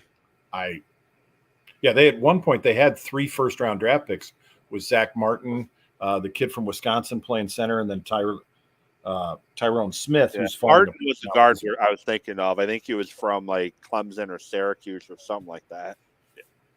And then they had Lael Collins, who would have been a first-round draft pick if he didn't have his off-the-field issues. So they really had 4 first. And they had DeMarco Murray as the rushing champion. Collins kind of got screwed though, because all of a sudden going into the draft, all of a sudden it comes out that the police want to talk to him about this this issue, and then so of course people automatically think he's connected. I think it was a homicide. He's connected to this homicide as somebody that potentially did it. He goes undrafted, and it turns out he was just, I think, a potential witness, and they just want to talk to him about it. And that basically made him go from a first-round pick to being undrafted. Cost him serious money. Yeah, and he's been a model citizen off and on the field, as far as I can tell, before that and after. So I'm surprised. He probably should have sued some of these media people who were like, "Oh, are they looking for him for murder?" Yeah, and maybe it was the wake-up call for him. Maybe that's helped him stay on the straight and narrow. That maybe if he waltzed in as a first-round draft pick, so much of it I think with these guys is mental. That they the case of do you want to excel? Do you want to put the time and effort in? Do you want to work hard, or are you caught up with the trappings? The Raiders had a guy a couple of years ago, Lynn Bowden Jr., who was a quarterback in college and played some wide receiver, and they drafted him as a running back, and they ended up trading him before they got out of preseason because he got caught up in the Las Vegas nightlife. Yeah. And they were worried that he was going to be a bad influence, probably with Henry Ruggs and David Arnett, who they've had problems. So just getting these guys in the right situation. Green Bay has an advantage. I mean, you're kind of like San Antonio in the NBA. You're in a small market, and there's just less distractions. And I don't know if I was a player coming out that I'd want to necessarily go to New York or Philadelphia and have to deal with their media and their talk radio that those guys just and their fans. Yeah, that it's just those are kind of you go to Green Bay and you're kind of revered. And the Cowboys, I think, to a lesser extent, but the same kind of thing. You go to the Cowboys. I mean, one of the greatest jobs in sports is being the starting quarterback for the Dallas Cowboys. You're just thought of as a demigod. And I don't know that I'd want to go to some of these situations where these guys go to, or, pull an Eli Manning and say, hey, I'm just not going to San Diego because you guys suck. I'm seriously, I'm not going. Just figure something else out. Yeah. One of the biggest issues with Philly is just their fans can be so quick to turn on you. They'll love you quick, but then they'll turn on you quick too. Like Donovan McNabb gets booed, then he gets loved in Philly, and all of a sudden he's hated again after the Super Bowl loss. They'll turn on you so fast. Yeah. Versus a guy like Donald Driver, I think could run for governor. He's so beloved. And you have, I don't know that I'd want to, as a player, I'd want to be in that situation. Yeah. Which his son's going to Penn State to play wide receiver, which is still sad on that, and I didn't think Wisconsin really had a shot at him anyways, but kind of wish Wisconsin could have got, sealed that deal, but they got pretty good receiving core this year for a change. So got a chance. All right. Looks like the Cowboys pick is in. So what does everybody think they go with? I think line. Troy, what do you think? It's Jerry Jones. He loves his linemen.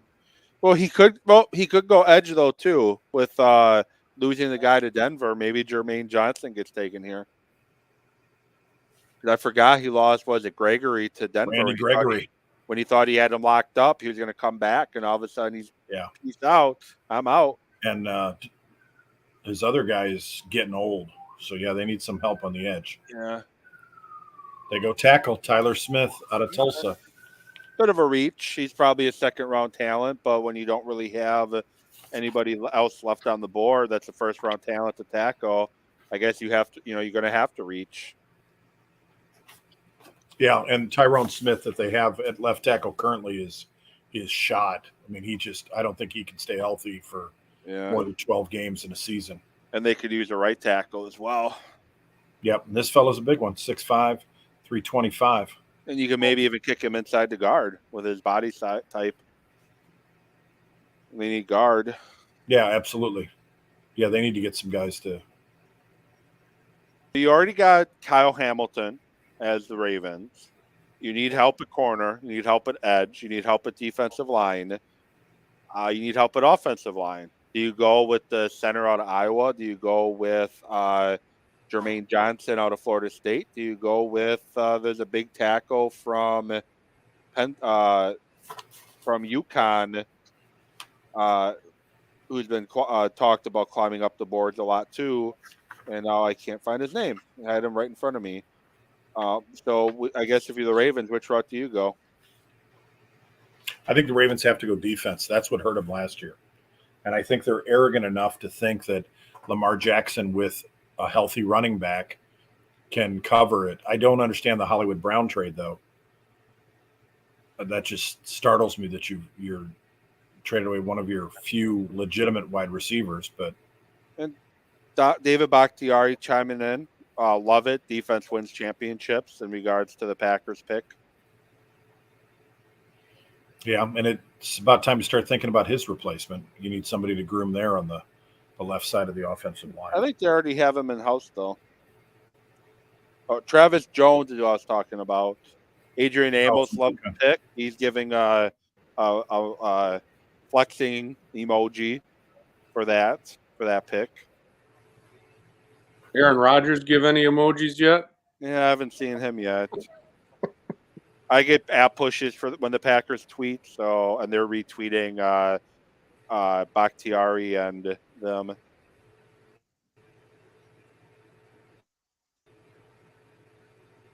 I think this is a good point to make with the Packers pick. Jacob Westendorf, he does some stuff with Game On Wisconsin. Chris Barnes played 28% of snaps last year.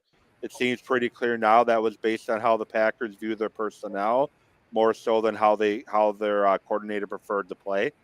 I think that's a good point.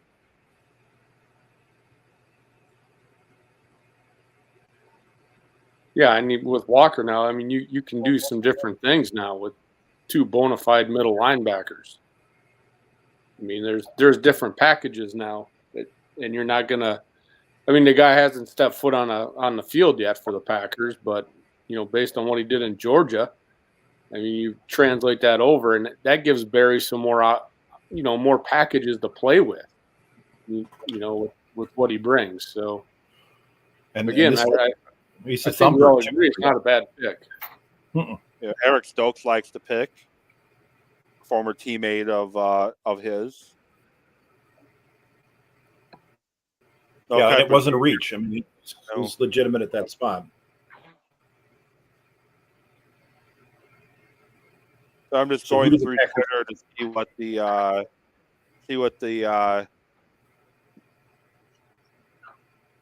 rest of Packer Nation thought. Jason Wilde tweeted out he works for ESPN Wisconsin and The Athletic and Wisconsin State Journal, a lot of other stuff.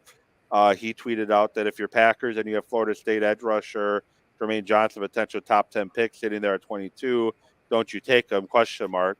He's not wrong, but I like the route the Packers went. And who knows, if Johnson's sitting there at 28, maybe you take him then, right? Definitely a possibility. Definitely a possibility. Yeah, Pete Prisco gave the I know I'm not one to grade picks already, but I like Pete Prisco. I think he's he's really knowledgeable. He gives a grade an A. This is a heck of a pick. He is a playmaking speed linebacker who will give their defense a nice compliment to Devondre Campbell. I know they could have gone receiver here, but they can wait. Walker will be big time. So I like the Prisco likes the move. Yeah, there's not a legit first round wide receiver left. No, Pickens would be my last one. But I wouldn't be mad. Are they signing Subway sandwiches? I was looking at the jackets. I couldn't get over those. A yellow and green jacket.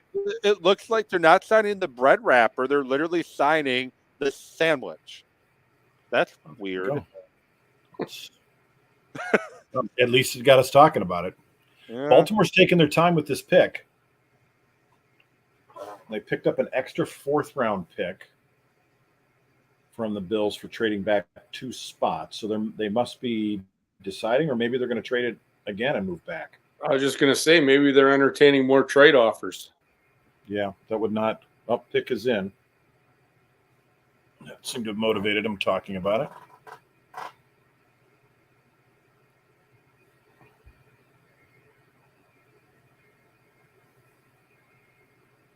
Well, I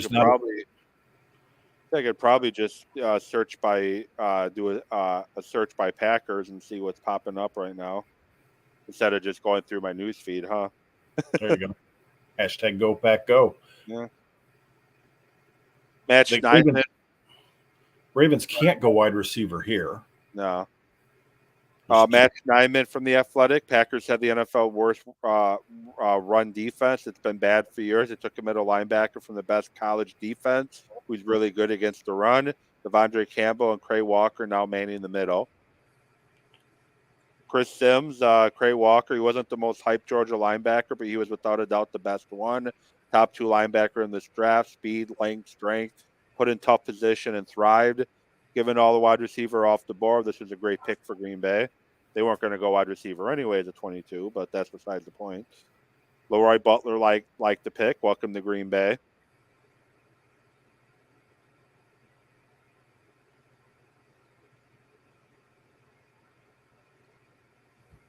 Okay. So who do the Packers go for at 28? I think they probably go defense again. There's the Travis Jones from UConn if Tampa Bay doesn't grab him at 27. Or they go edge. Johnson's still on the board. He was thought to be a top 10 pick. He's still sitting there. Mm-hmm. I think they go defense again. Yeah, there's a couple edge rushers that make sense there. Johnson, Karlaftis, and Drake Jackson out of SC are all. Drake Jackson to me, though, is a second round pick, though. Oh, they went Lindenbaum, center from Iowa. Which they need help on their offensive line, too. I'm surprised the Cowboys didn't take him. Mel Kiper Jr., and I take what he said with a grain of salt, but he called the guy the Cowboys took a, quote, penalty waiting to happen. There you go. Well, like we said, that's Jerry Jones. But I know a lot of people were not high on when they drafted Martin years ago too, and you and I joked about the pick, and it ended up being a pretty good pick for them.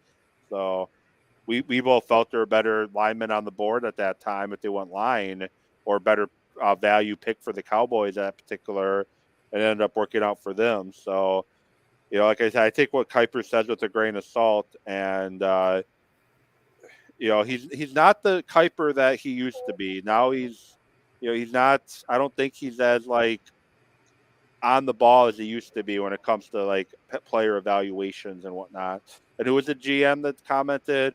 Mel Kiper. Who the hell is that guy? Bill Polian. Yeah, I think it was Bill Tobin. That was Bill Tobin. Oh. Yeah. I thought it was Bill Polian when it was with the Colts. Was it Bill Tobin? It could have been. Yeah, because they're wearing his jockstrap because he drafted Trevor Alberts. Yeah, it was Bill Tobin.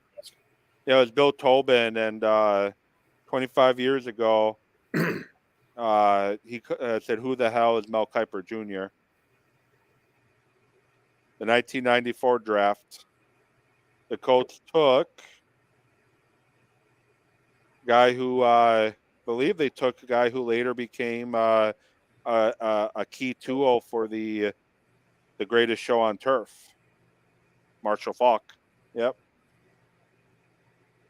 He felt they should have took Mel Kiper felt they should have took a quarterback number 2 overall, and they ended up taking Marshall Faulk, and he's complaining about it. And Tobin, who the hell is Mel Kiper Jr.? Yeah, but not every personality. I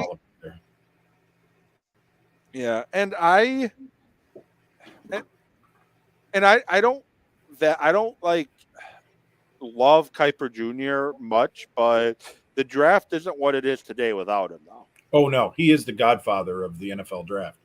I remember back when it was Mel Kiper Jr. and Pro Football Weekly, and that was it. Like we couldn't follow online. We didn't have scrolling, and he really built it from a cottage industry into. And the NFL's done a great job. I mean, it's an exciting event in the off season, and it works well. I mean, you look at baseball and basketball, and their drafts are nowhere near as interesting as these are. The Jets are on the board now. Jets made a trade with the Titans. Yeah. So this is their third first-round pick. They're going to be defense probably. Well, most likely not quarterback. No, because they got Zach Wilson last year, unless they decide to pull a Kingsbury and give up on him already. Oops, somebody's phone's going off. Yeah, it's me. Excuse me for 1 second. Hello. There we go. You're good. Sorry, I didn't know how long you're going to be on, so I just muted you, Mike, for a minute. I'm sorry. Pizza guy was here. Ah, okay. Early. So, but Troy, what do you see the Jets doing here? I would imagine defense. I mean, when you're the Jets, you pretty much can't go wrong anywhere. Anybody, yeah. Yeah, this is total best player. There must have been somebody they looked for to trade back into the first round, though. Yeah. Third first-round pick. Well, there is one guy who was I hope I didn't speak it into existence again, but one guy who was seen as a first round, a top 10 pick who's still sitting on the board. That's somebody to go up and get. It very well could be, and that's what happens when you get that. You got that rash of receivers, bam, bam, bam, bam, bam, and guys that were projected are going to fall down, and you know it can help other teams. I mean, I'm sure he's not happy about it, but probably not. Yeah. And a third of your first 18 picks were receivers. 6 of the 18. That's going to push some people down that might have been in the first round. And here comes Goodell, who's gonna, loves getting booed. A few Jets fans in attendance. What a great spot to hold the draft, though, in Las Vegas, with so much to do. And I do wish Green Bay would have got it over Detroit, though, personally.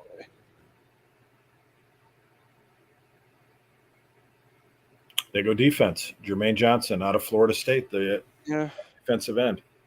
When you have a guy who's a bona fide top 10 pick fall to 26, you definitely trade up. Well, anybody that can wear that sport coat. Wow. I think I could pull it off. I would give you props for that. I obviously you're not going to wear socks, and that is quite the ensemble. No socks. No socks. Well, you got to have the pants a little short then to show off that you're going to wear socks. Yeah. Plus, he's maybe preparing for a flood too. You never know what's going to happen in Vegas. They get a lot of rain in Vegas, don't they? Yeah. No, it's a desert. He used all his money on the coat, didn't have money for socks. Yeah. Or pants that were long enough wearing the ones from last year. So he played at Georgia and then moved to Florida State. Yeah. That Georgia defense a couple of years ago had quite a few young men that were outstanding football players. Yeah. Kind of the thing with the whole transfer portal, which I don't mind it a whole lot, but I think it's kind of starting to get to the point where it's being abused a little bit. Jacksonville just traded with Tampa to move in. Well, they're not doing quarterback. You would think they're not going to take a running back since they drafted Travis Etienne in the first round last year. For some reason. I don't know means- why. That you means have an undrafted rookie free agent run for 1,200 yards his rookie year. Let's go draft a guy. Sorry, I didn't mean to cut you off, Troy. No, it's I was going to say at 28, Willis is still available for Green Bay. Yeah, there you go. Are they on the phones right now saying, "Hey, who wants him?" Yeah, that 28-29 would be when a quarterback needy team. Yeah. In a typical year when you have more than 0 potential stud quarterbacks in a draft, this is where you trade back in. Yeah, and if you're going to redshirt him, this would be the spot to get him now versus get him in the second round and then have only 2 or 3 years to evaluate him. Yeah. So Jacksonville does not need a wide receiver because they signed 2 to a ridiculous contract. Yeah, Christian never 1,000 yards. Yeah. They don't need wide receiver help. As I mentioned, they don't really need offensive line help now, which maybe they're going to take the tackle from one of the Michigan schools, Central Michigan, Western Michigan, Eastern, one of the 3. 2 from Central Michigan, Bernard Raymond or Luke Godeke, offensive lineman, both from Central Michigan, although I had them as a definite day 2, maybe third round picks. Minnesota's got a massive offensive lineman. Yeah, I always get Western Michigan and Central Michigan confused sometimes. I don't know why. Remember, J.J. Watt went to Central Michigan, not Western. The Chippewas and the Broncos. Central Michigan is the Chippewas, and that's where Dan Orlovsky went. What's he famous for again? Either you remember? He's the commentator. No, but what's he famous for as a quarterback? I have no idea. When he played for the Lions. What did he do with the Lions? I don't even remember. Who was that defensive end that the Vikings had that used to play for Kansas City? What was his name? Defensive end that Jared Allen. Jared Allen. Okay. Jared Allen was chasing after him for a sack, and he ran out of the back of the end zone for a yeah, I remember that. Not good pocket awareness. No, not at all. You were speaking earlier about how quarterbacks can't be touched anymore. I saw a clip on YouTube. It just popped up. Wilber Marshall, back from the 85 Bears, sacked the Lions quarterback, and he had like maybe a 20-yard running head start on a straight line and hit him so hard, and they had Ditka cut with the commentary, and Ditka said, I thought he was dead. Like he just went, it was Dave Craig, and he just went out, and he went completely out. He went night-night, and Wilber Marshall hit him so hard, now it would be a fine and penalty, I'm sure. But it was a legal hit, and he just hauled off and had a running head start. And I don't know if he didn't see him or thought he could get the pass away or thought he was going to pull up, but just got laid out. And we don't see that much anymore now. That it was a linebacker from Minnesota. Packers took, was it 2 years ago or last year? I don't know. He got cut after he got cut this past season. But when the Packers are playing the Colts, it would have been 2 years ago. He hit that through that A gap so hard and nailed Phillip Rivers. I'm surprised Phillip Rivers got up after that. Kind of the same thing. He just busted through that and just leveled him. Yeah, it's not often they get a shot like that anymore. Oh. Martin, I was kind of sad on that he never, he had an okay rookie year after he came back from injury, but I don't know, just something never clicked with him after that. It's tough. Some guys don't ever recover.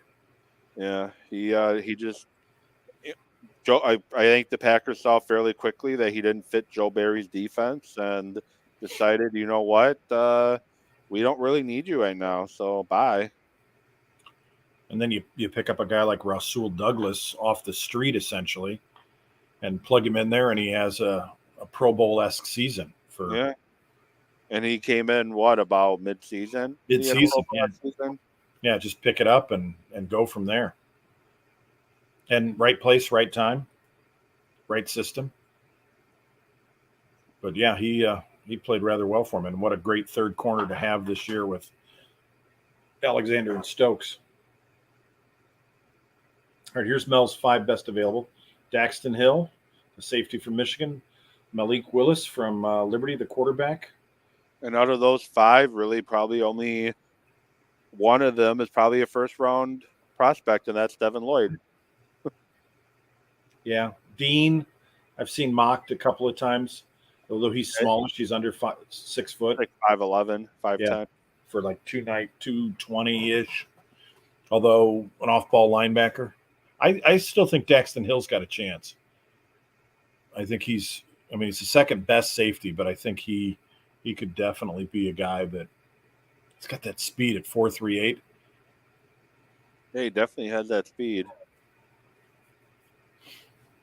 Watch this showing him here like he's going to be the pick and watch him not be the pick. Might be going to Green Bay next. Yeah, because Green Bay's pick's probably technically in right now. They're probably already have New England by now, but they got to stretch it out.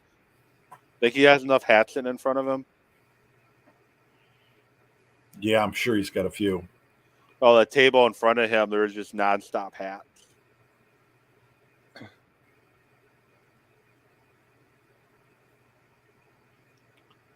So, Troy, what are your thoughts on Trayvon Walker going number 1? Is that a reach to you, or do you think they should have won Hutchinson or a different route? Well, you draft a guy, and are you looking for a guy that has potential or a guy that, I mean, it all depends on the team. I mean, you look at it, the guy's got a ton of potential. He's got the size, he's got the strength. He's just not a proven commodity. I mean, he could be great, it could also be a bust. So I'm not saying it's a reach, but it's a risky pick at 1. Yeah, that's my thing. First overall, he's not a proven commodity. You know, if he works out, you look like you're a hero. If he doesn't, you know, you just might be drafting first overall next year. Yeah, for a 3rd year in a row. Jacksonville's pick is in, and who do they go? And Packers just tweeted up, they're back on the clock. Yep, Devin Lloyd, your inside linebacker from Utah. I like Lloyd. I think he's a guy that can definitely be a solid middle linebacker. Jacksonville already has a pretty solid defensive line, and with Mack, a solid linebacker there. So now you get Devin Lloyd. They definitely are putting together a front 7 that can be pretty disruptive. And then if Walker becomes the player that they hope he becomes on the opposite side of the defensive end, Josh Allen, that's, like I said, they got a front 7 that can potentially be pretty disruptive. Yeah, and they're one of those teams that they could take anybody in any of the rooms in the building. That they, with the exception probably of quarterback, you need to start just getting guys that can play, that aren't stiffs, and they've just got a odd roster built right now. Well, that was quick. Packers pick already in. Maybe their pick is Hill, and that's why they're showing Hill. Maybe the Packers called him, and ESPN didn't realize who they were talking to, because Hill looked happy. Maybe he goes in New England with the 29th pick too, because maybe New England's pick's already in. I think Green Bay goes defense here. New England could use a safety. They're getting long in the tooth with Cordy's, I think, 65 years old or something. As shocking as this is to say, with Jair Alexander and Eric Stokes and Rasul Douglas, Green Bay can use a corner/safety too, because Alexander's a free agent at the end of the year. He's not playing on his 5th-year option. Amos is a free agent after the year. Savage, you have to make a decision on his 5th-year option. That back half of that defense could be a huge weakness fairly quickly. They don't have a lot of depth either. They had their slot corner leave, which wasn't a big deal anyways because he's just a guy. But you lost your slot corner. Kevin King's still a free agent. You need more bodies in that room. So Hill would be a good choice for Green Bay. Defensive line. It's either got to be Hill or it's got to be the edge rusher Karlaftis from Purdue. That's the only people that I see that really have first round. Anybody else is a stretch unless there's some offensive lineman that they're in love with. But I think second, third round, you've got 2 picks in the second. You got 5 picks in the second, third, and fourth round. You got to be able to find some offensive linemen there. Yeah, I know they lost 2 offensive linemen who started for them last year at times in regards to Lucas Patrick and then in Billy Turner. But offensive line is not as big of a need inside the building as people outside the building are thinking. You have Yash Nyman, who's likely going to be playing your right tackle spot until Elton Jenkins come back. You just drafted Royce Newman, who struggled at times last year but showed potential. He might have a second-year bump. You have John Runyon Jr., a 6th-round pick in 2020, who has been playing outstanding football. And you also have Hanson, who you drafted in 2020 as well, who's been on the practice squad 2 years ago and was on the active roster as your number 3 center last year. The Packers I think they feel pretty comfortable with what they have. Otherwise, they don't let Lucas Patrick leave the building. I don't see the Packers taking an offensive lineman here at 28 because it's really not an offensive lineman that they need to step in and start.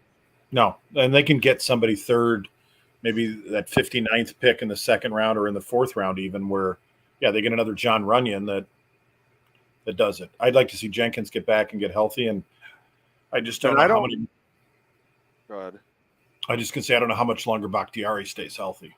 Yeah, I just don't see. I don't see Elton Jenkins is a better overall athlete than Bakhtiari. I think he has an easier time coming back from his ACL surgery than Bakhtiari did. Every ACL surgery is different. Yeah, he's younger too. Every ACL surgery is different, and I think he comes back sooner here. So pick is in. Troy, where do they go? I think they're going to go with Hill at safety.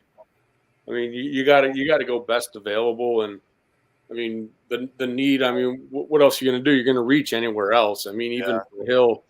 I mean, I would have been okay if they would have even traded back on this pick and picked up another draft pick. But Hill's good. So I would imagine that's where they're going to go. And if it's not, it'll be a surprise to see who it is. I'd agree. It's either Hill or Karlaftis. I'm okay with Karlaftis too. I mean, being in Big Ten country, that guy's got a motor. Mm-hmm. He would be either of those two would be good right here. Yeah. I don't think, well, as much as I like the kid from UConn, I don't think it'll be the kid from UConn, Jones, because it doesn't really fit Gutekunst's pedigree. And Jordan Love is the one non-Power 5 conference pick the Packers have taken in the first round. Every other pick has been a Power 5. It continued here with their first pick with 22nd. Wow, Andrew Whitworth has lost some weight since the end of the season. He has scaled down significantly. Yeah. We've seen Joe Thomas. He lost a ton the second he stopped playing. Yeah. Well, and probably better for him. There was Lincoln Kennedy played for the Oakland Raiders way back, and he was playing, and he was retired and got up to like 400 pounds. His wife made him unretire and go play arena football just to lose some weight. And he told stories about there'd be 5 or 6 plays into a drive, and he'd start to get tunnel vision because he would overheat in his helmet. He was so big. And it's just like, wow, that being 340 pounds, 350, 360, that can't be healthy. Yeah. So they're having a former Ram and Bengal announce the Packers pick. Or is he just accepting his award? So before we do go Packer pick, Lamar Jackson had a nice little reaction to the Hollywood Brown trade. WTF. Maybe he'll scrub his Instagram account of all the Baltimore Ravens references like Kyler Murray did. And Russell Westbrook this week scrubbed all the Lakers stuff off his Instagram. I'm sure the Lakers would be fine with him leaving, though. The general manager, LeBron James, I think, realized that was not a good fit, and I think he's going to look to get rid of him. Yes, I called LeBron James the general manager. Yeah, he was. Well, they passed on DeMar DeRozan, who I guess flew out and met with LeBron at his house several times, and he decided to go to Westbrook instead. Yeah, and DeRozan had a pretty good year for the Bulls. Okay, there's Andrew Whitworth. Yeah, we have to have him accept Walter Payton Man of the Year award before we get the Packers pick. Maybe 3 or 4 more commercial breaks, too. Oh, maybe not. Well, I think we're going to go with it.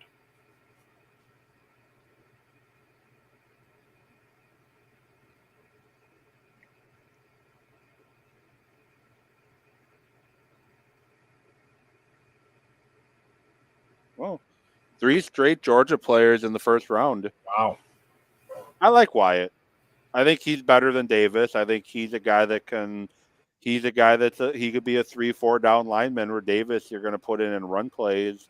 Doesn't really offer you anything outside of that. I think Wyatt's a guy you can play next to Kenny Clark in your 2-man defensive lines, and I think he brings you more than what you currently have in Green Bay.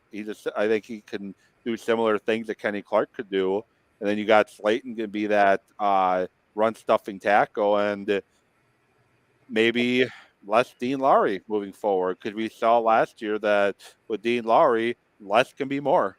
Mm-hmm. Well, it certainly shored up the middle. You had run problems, and now you've got a defensive tackle and a middle linebacker walking out of this first round. And that's got to take some pressure off everybody else defensively. Yeah, and I bet you Stokes is quite happy right now, huh, Troy? I would imagine. Former teammates of his. I would imagine.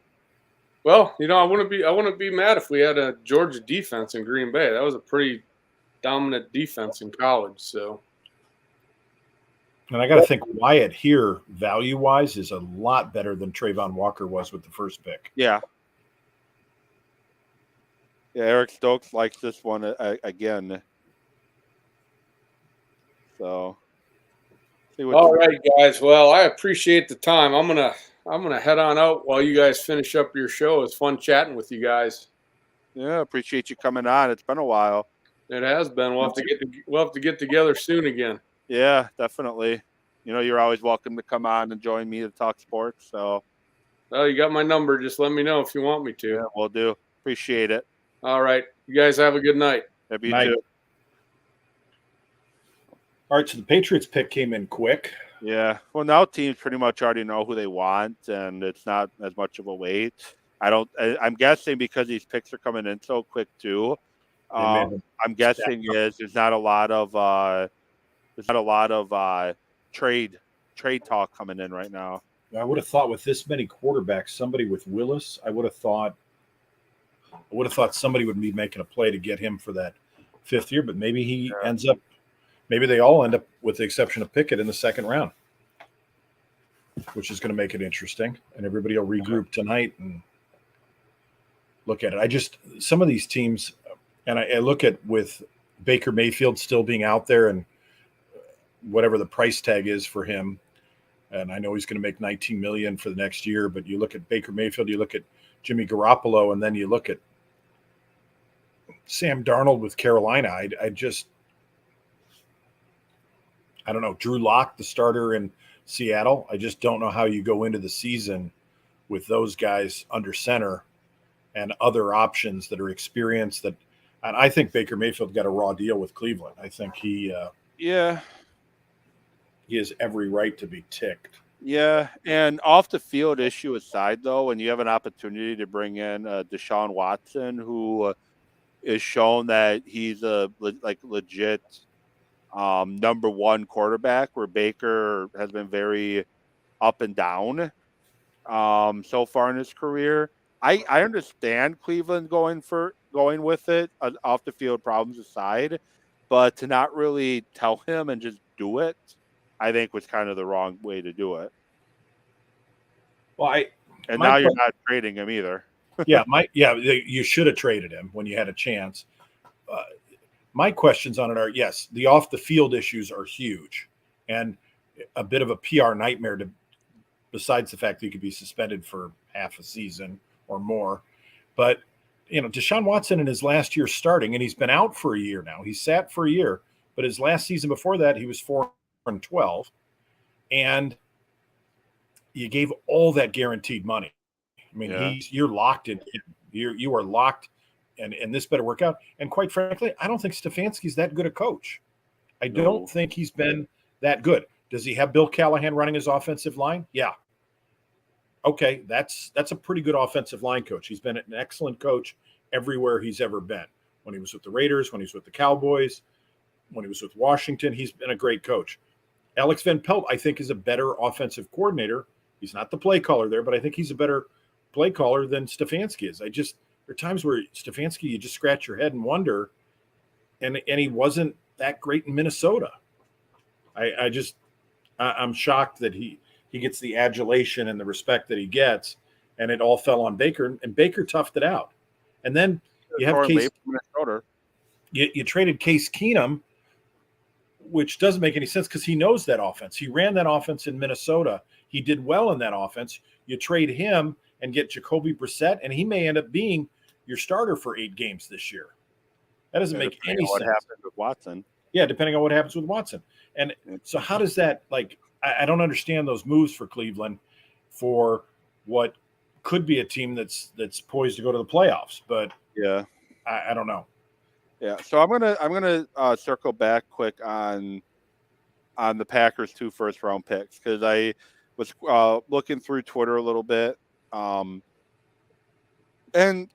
thankfully a lot of people are taking it well, but a few people who I don't think they're really Packer fans. I think they're other media people or whatever talking about how they're basically spitting in Rodgers' face, not taking a wide receiver there in the first round. But I think the Packers did it the right way. There's no wide receiver on the board. Guard out of Chattanooga, Cole Strange. Very strange pick, pun intended. He was ranked fairly high, but a guard first-round pick. I will say this: Bill Belichick loves him some centers and guards. Yeah. You think about what they've had. He doesn't like getting his quarterbacks pressured in the A gap. Yeah, they killed Tom Brady in the two Super Bowls against the Giants, getting pressured in the A gap. Yeah, and that AFC Championship game against Denver when Peyton Manning was there, they thumped him pretty good in that one, and that got Peyton to the Super Bowl. Yeah. Well, this pick kind of surprises me here with Cole Strange, and I know you said you like his interior lineman, but ESPN's showing a graphic right now that he had a 93% chance of still being there at pick 54, which is the Patriots' next pick. But back to Green Bay, though. So 22 pick with the 22nd pick, with the receivers that were left, George Pickens, a reach, Kristen Watson, a reach, Sky Moore from one of the Michigan schools, a reach. The receivers that are still on the board at pick 22, you're reaching for guys. You're taking a receiver just because you need to take a receiver. You're not taking a guy, the best guy on the board. And in the first round, you take the best guys on the board. That should be everybody's strategy in the first round. Take the best guy on the board. And the Packers feel they need depth and need some help at middle linebacker with only having Campbell there, really, who you can depend on. Now you have a guy that you could put next to Campbell, and you have a very athletic 2 guys in the middle at middle linebacker. Defensive line, as big of a weakness to me as wide receiver, outside of Kenny Clark, they have nothing. You have a potential in TJ Slayton, but potential is nothing until it shows up. You have Dean Lowry, who's literally the definition of just the guy. Like if you looked up just the guy in the dictionary, there's a big old picture of Dean Lowry staring at you. And Dean Lowry's good for 10 snaps a game, 15 snaps, tops. I like him as a rotational piece. I don't like him starting. So now with Wyatt, you get a guy you could put next to Kenny Clark who can dominate up front. So you got Gary and Smith on the outside. You have Walker and Campbell in the middle, and you got a defensive line of Gary, Wyatt, if he's able to contribute right away, and TJ Slayton, who is a monster size-wise. You have a defensive front that can really do damage, and a good back half of your defense too, in Stokes and in Alexander, in Savage, in Amos, in Douglas. You have a very good 3 levels of your defense, and you have a defense that can compete at a championship level. And they played championship style defense against San Francisco. The special teams literally crapped the bed in the NFC divisional round. And I know Rodgers didn't play the best, but if special teams is even competent in that game, the Packers get through with a victory. Even if they were below average in that game, they squeak by with a victory. But their defense in the last 2 playoff games they've lost has played well enough for them to win. They had 3 picks against Brady the year before. You're right. They played well enough last year, special teams disaster aside. So now the question is, what do they do on day 2? You've got 2 picks, 53 and 59. One of those would be a receiver. Got to be. That I can pretty much almost guarantee. And you've got some ammunition to move up. You've got a 3rd and 2 fourths if you want to, if there's somebody you like out of this group. The Packers have a history, most obviously pre-Goody. They have a history of taking wide receiver in the second round that end up being really solid players. Greg Jennings, Devontae Adams, Jordy Nelson, all guys that were great Packer players. Randall Cobb was a second-round pick. He had pretty good careers first go-around in Green Bay before injuries caught up. Who knows how the second go-around in Green Bay is going to go. Injuries have already been a problem. But they have a history of taking receivers in the second round. And I know Goody doesn't have a big track record at the wide receiver position with drafting receivers, but maybe he'll take a chance in the second. Yeah, I think you got to me, wide receiver, backup offensive lineman's got to come up in the second or third round, and probably an edge rusher with those 3 picks. If you can walk out of that, you've had a pretty good draft. Yeah. Apparently Rodgers was on Pat McAfee commenting that it was right for Green Bay not to pick a receiver after the top 6 went. He said there were plenty left for second and third round. So, yeah Rodgers gets it. Yeah. Everyone thinks Rodgers is like punching holes in the wall, screaming and yelling, and probably throwing clay that what's her name left in his place after she left him again. But he's a smart guy. He understands the process of things. The biggest thing Rodgers wanted, he didn't want to, Randall Cobb aside, he didn't want to be the general manager and make the decisions for Green Bay on who they draft, who they sign. He wanted some input. So, Sammy Watkins, for example, I guarantee you Rodgers had a lot to do with Sammy Watkins signing to Green Bay. Rodgers got on the phone with him. Rodgers probably talked to Green Bay and said, "Hey, this guy wants to play here. He fits what we want to do here in Green Bay. He's a willing blocker. He's a deep threat. Let's get him in here." And they did. Like that, Rodgers just wanted a voice. He doesn't want to be the voice. He wanted a voice. And he understands that there were 6 wide receivers that should have been first-round picks. The other couple is there 7 now that went? 6 went. 6 all went. All the first 18 picks. Yeah. Well, out of those 6, then only probably 4 of them should have been first-round picks. Doxson shouldn't have been a first-round pick. No, I don't understand what's going on in Washington. Yeah. They just throwing it at a dartboard. Yeah. So he understands that, hey, the guys that could have been there for us are gone. The Packers have to look big picture, and I completely see, where Rodgers is coming from on McAfee stating that, wide receivers, the ones we needed or wanted or could have got, were off the board. Let's focus on second round now. True, and truthfully, if he's not in a shootout every week, that's going to help him. And truthfully, let's be honest, they're going to win 13 games next season. They're going to cruise through the NFC North. Yeah, the division's awful. The division's awful. So what do you do in the playoffs? So who you got to beat? You got to beat the Rams, Tampa. Nobody from the NFC East is going to be a threat. Is anybody from the NFC South going to be a threat? Carolina. Tampa Bay really is it. Tampa Bay's it. So really it's Tampa. And now you have a new head coach. Well, he's been a head coach before, but in Tampa Bay you have a new head coach again. And Todd Bowles. And he didn't do that well in Arizona. Now he did. I'm sorry, not Arizona. With the Jets. And granted, the Jets is just a black hole, and he definitely deserved another head coaching job in the NFL. So great for him for getting it. And the offensive coordinator stays the same, and you don't have. Yeah. I think in a lot of ways, I think what you saw with Brady in his second year was less Bruce Arians' offense, and the stories about the disconnect with Arians working out and rehabbing his ankle and his Achilles, and then coming in after Leftwich and Brady had kind of got the game plan set, I think annoyed him. That's what I'm curious with the Saints.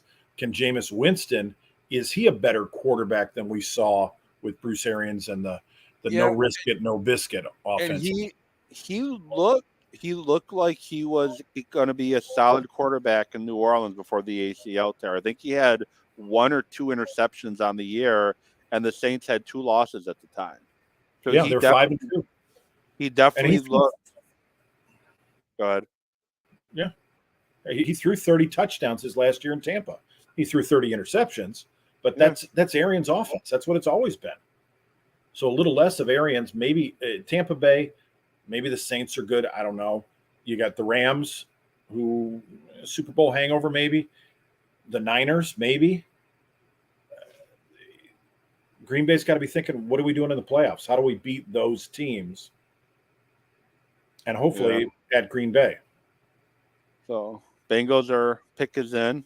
Daxton Hill went. And then we have 1 pick left. Yeah, Daxton Hill. That's a good pick for them. Yeah, they need some help there. Yeah. And he's a guy that's very versatile. He can play safety. He can play slot corner. I'm sure he can play boundary corner in a pinch. Mm-hmm. It's a great pick. And he's probably should have went in the 20 to 25 range, and you're getting him at 31. So you're getting a good value out of him. And 6 foot 192, like I said, he could probably play boundary in a pinch too. Yeah. So I like the pick. Daxton Hill's a pretty solid football player. Yeah, and the Chiefs got to go back for highlight here. The Chiefs before that got Karlaftis, the edge rusher from Purdue. Yeah. And so they need pass rush help. They need some help defensively.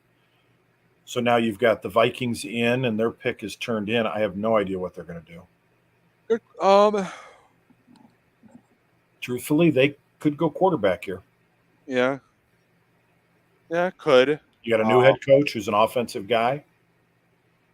You also look at potentially offensive line. Maybe they pull a Patriots and draft a guy from Chattanooga or some random college, pick a random college in this country, offensive lineman. They might go that route. Defensive backfield is a need. I know one of the guys they probably would have liked just went, but maybe they go corner. Clemson has a good guy, Booth, I think his last name is, who's a pretty solid corner. That's a good option there. So they have a lot of options to go. There's still a lot of talented pieces on the board. A lot of talented pieces on the board for tomorrow. Well. There's some receivers out there that you could draft a bunch of them in the 2nd and 3rd round. Mechie's still there from Alabama. I think without the injury, he would have gone in the 1st round. Oh yeah, he would have been probably a top 15 pick for sure. I know the one that went from Bama is has the higher upside out of the two, but he probably would have been a top 15, 20 pick for sure if it wasn't for the knee injury. And we're at the 32 pick already, and it's only 10:32. I'm quite surprised. Moving right along. And it really, you mentioned the Patriots with an obscure college in Chattanooga. Not the most obscure they've done. True. They did draft in 2020 in the 2nd round. They drafted Kyle Duggar, their defensive back, from Lenoir-Rhyne College, which nobody knew. Definitely interesting. And that was the 37th pick, so that was almost a 1st rounder. Maybe the Vikings take a punter here or a kicker. There is a really good punter / kicker in this draft. 2 of them, one from Penn State and one I want to say from San Diego State.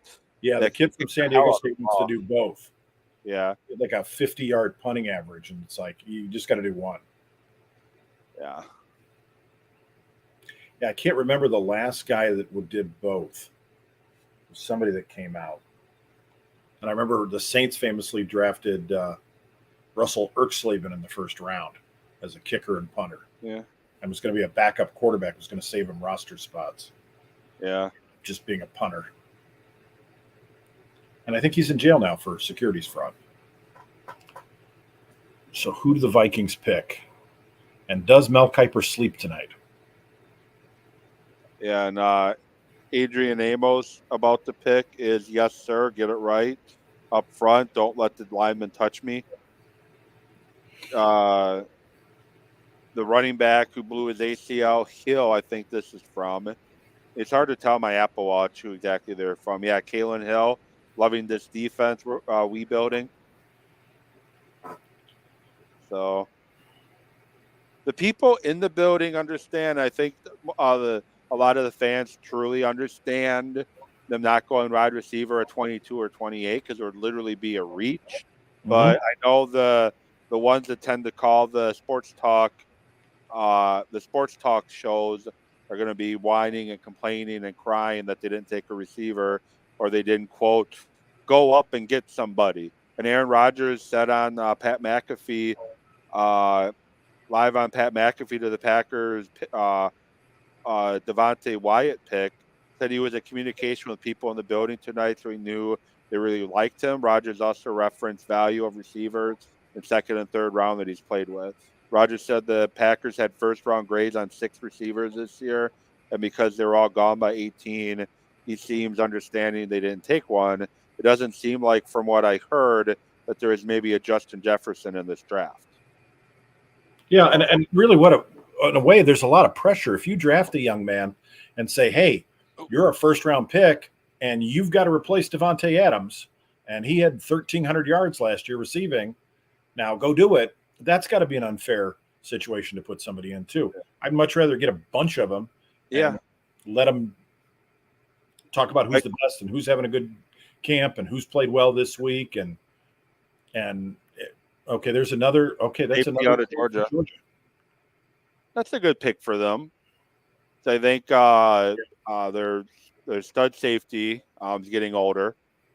So it's a really good pick for them. So did Georgia have 5 picked, I think? I think so. Yeah, they had the number 1 pick. Walker and this fellow was the last one. Then Wyatt and then Jordan Davis went. Yeah, so that's quite some big shoes to fill. And then Dean will probably go early tomorrow. Yeah. He'll go quick on the top of the first round. Okay, well, with the first round over, I think I'm probably going to head to bed as I have court early tomorrow morning for my full-time job. I work social work full-time, for those wondering why I have court. So I have to get that going. So I appreciate you coming on. My pleasure. Thank you for the first round. I was surprised that you were willing to come on for the whole show. It actually helped quite a bit because I'm sure people get tired of hearing me talk all the time, and brought a ton of knowledge to the show as well. So I greatly appreciate it. So with that said, thank you for those that tuned in. Thank you for those that are going to be tuning in, as the show will be podcasted probably tomorrow morning, anywhere you can find a podcast, Spotify, Spreaker, iTunes, or whatever. So with that said, hope you have a great night, and let's see what round 2 of the NFL draft has to offer. Have a good one.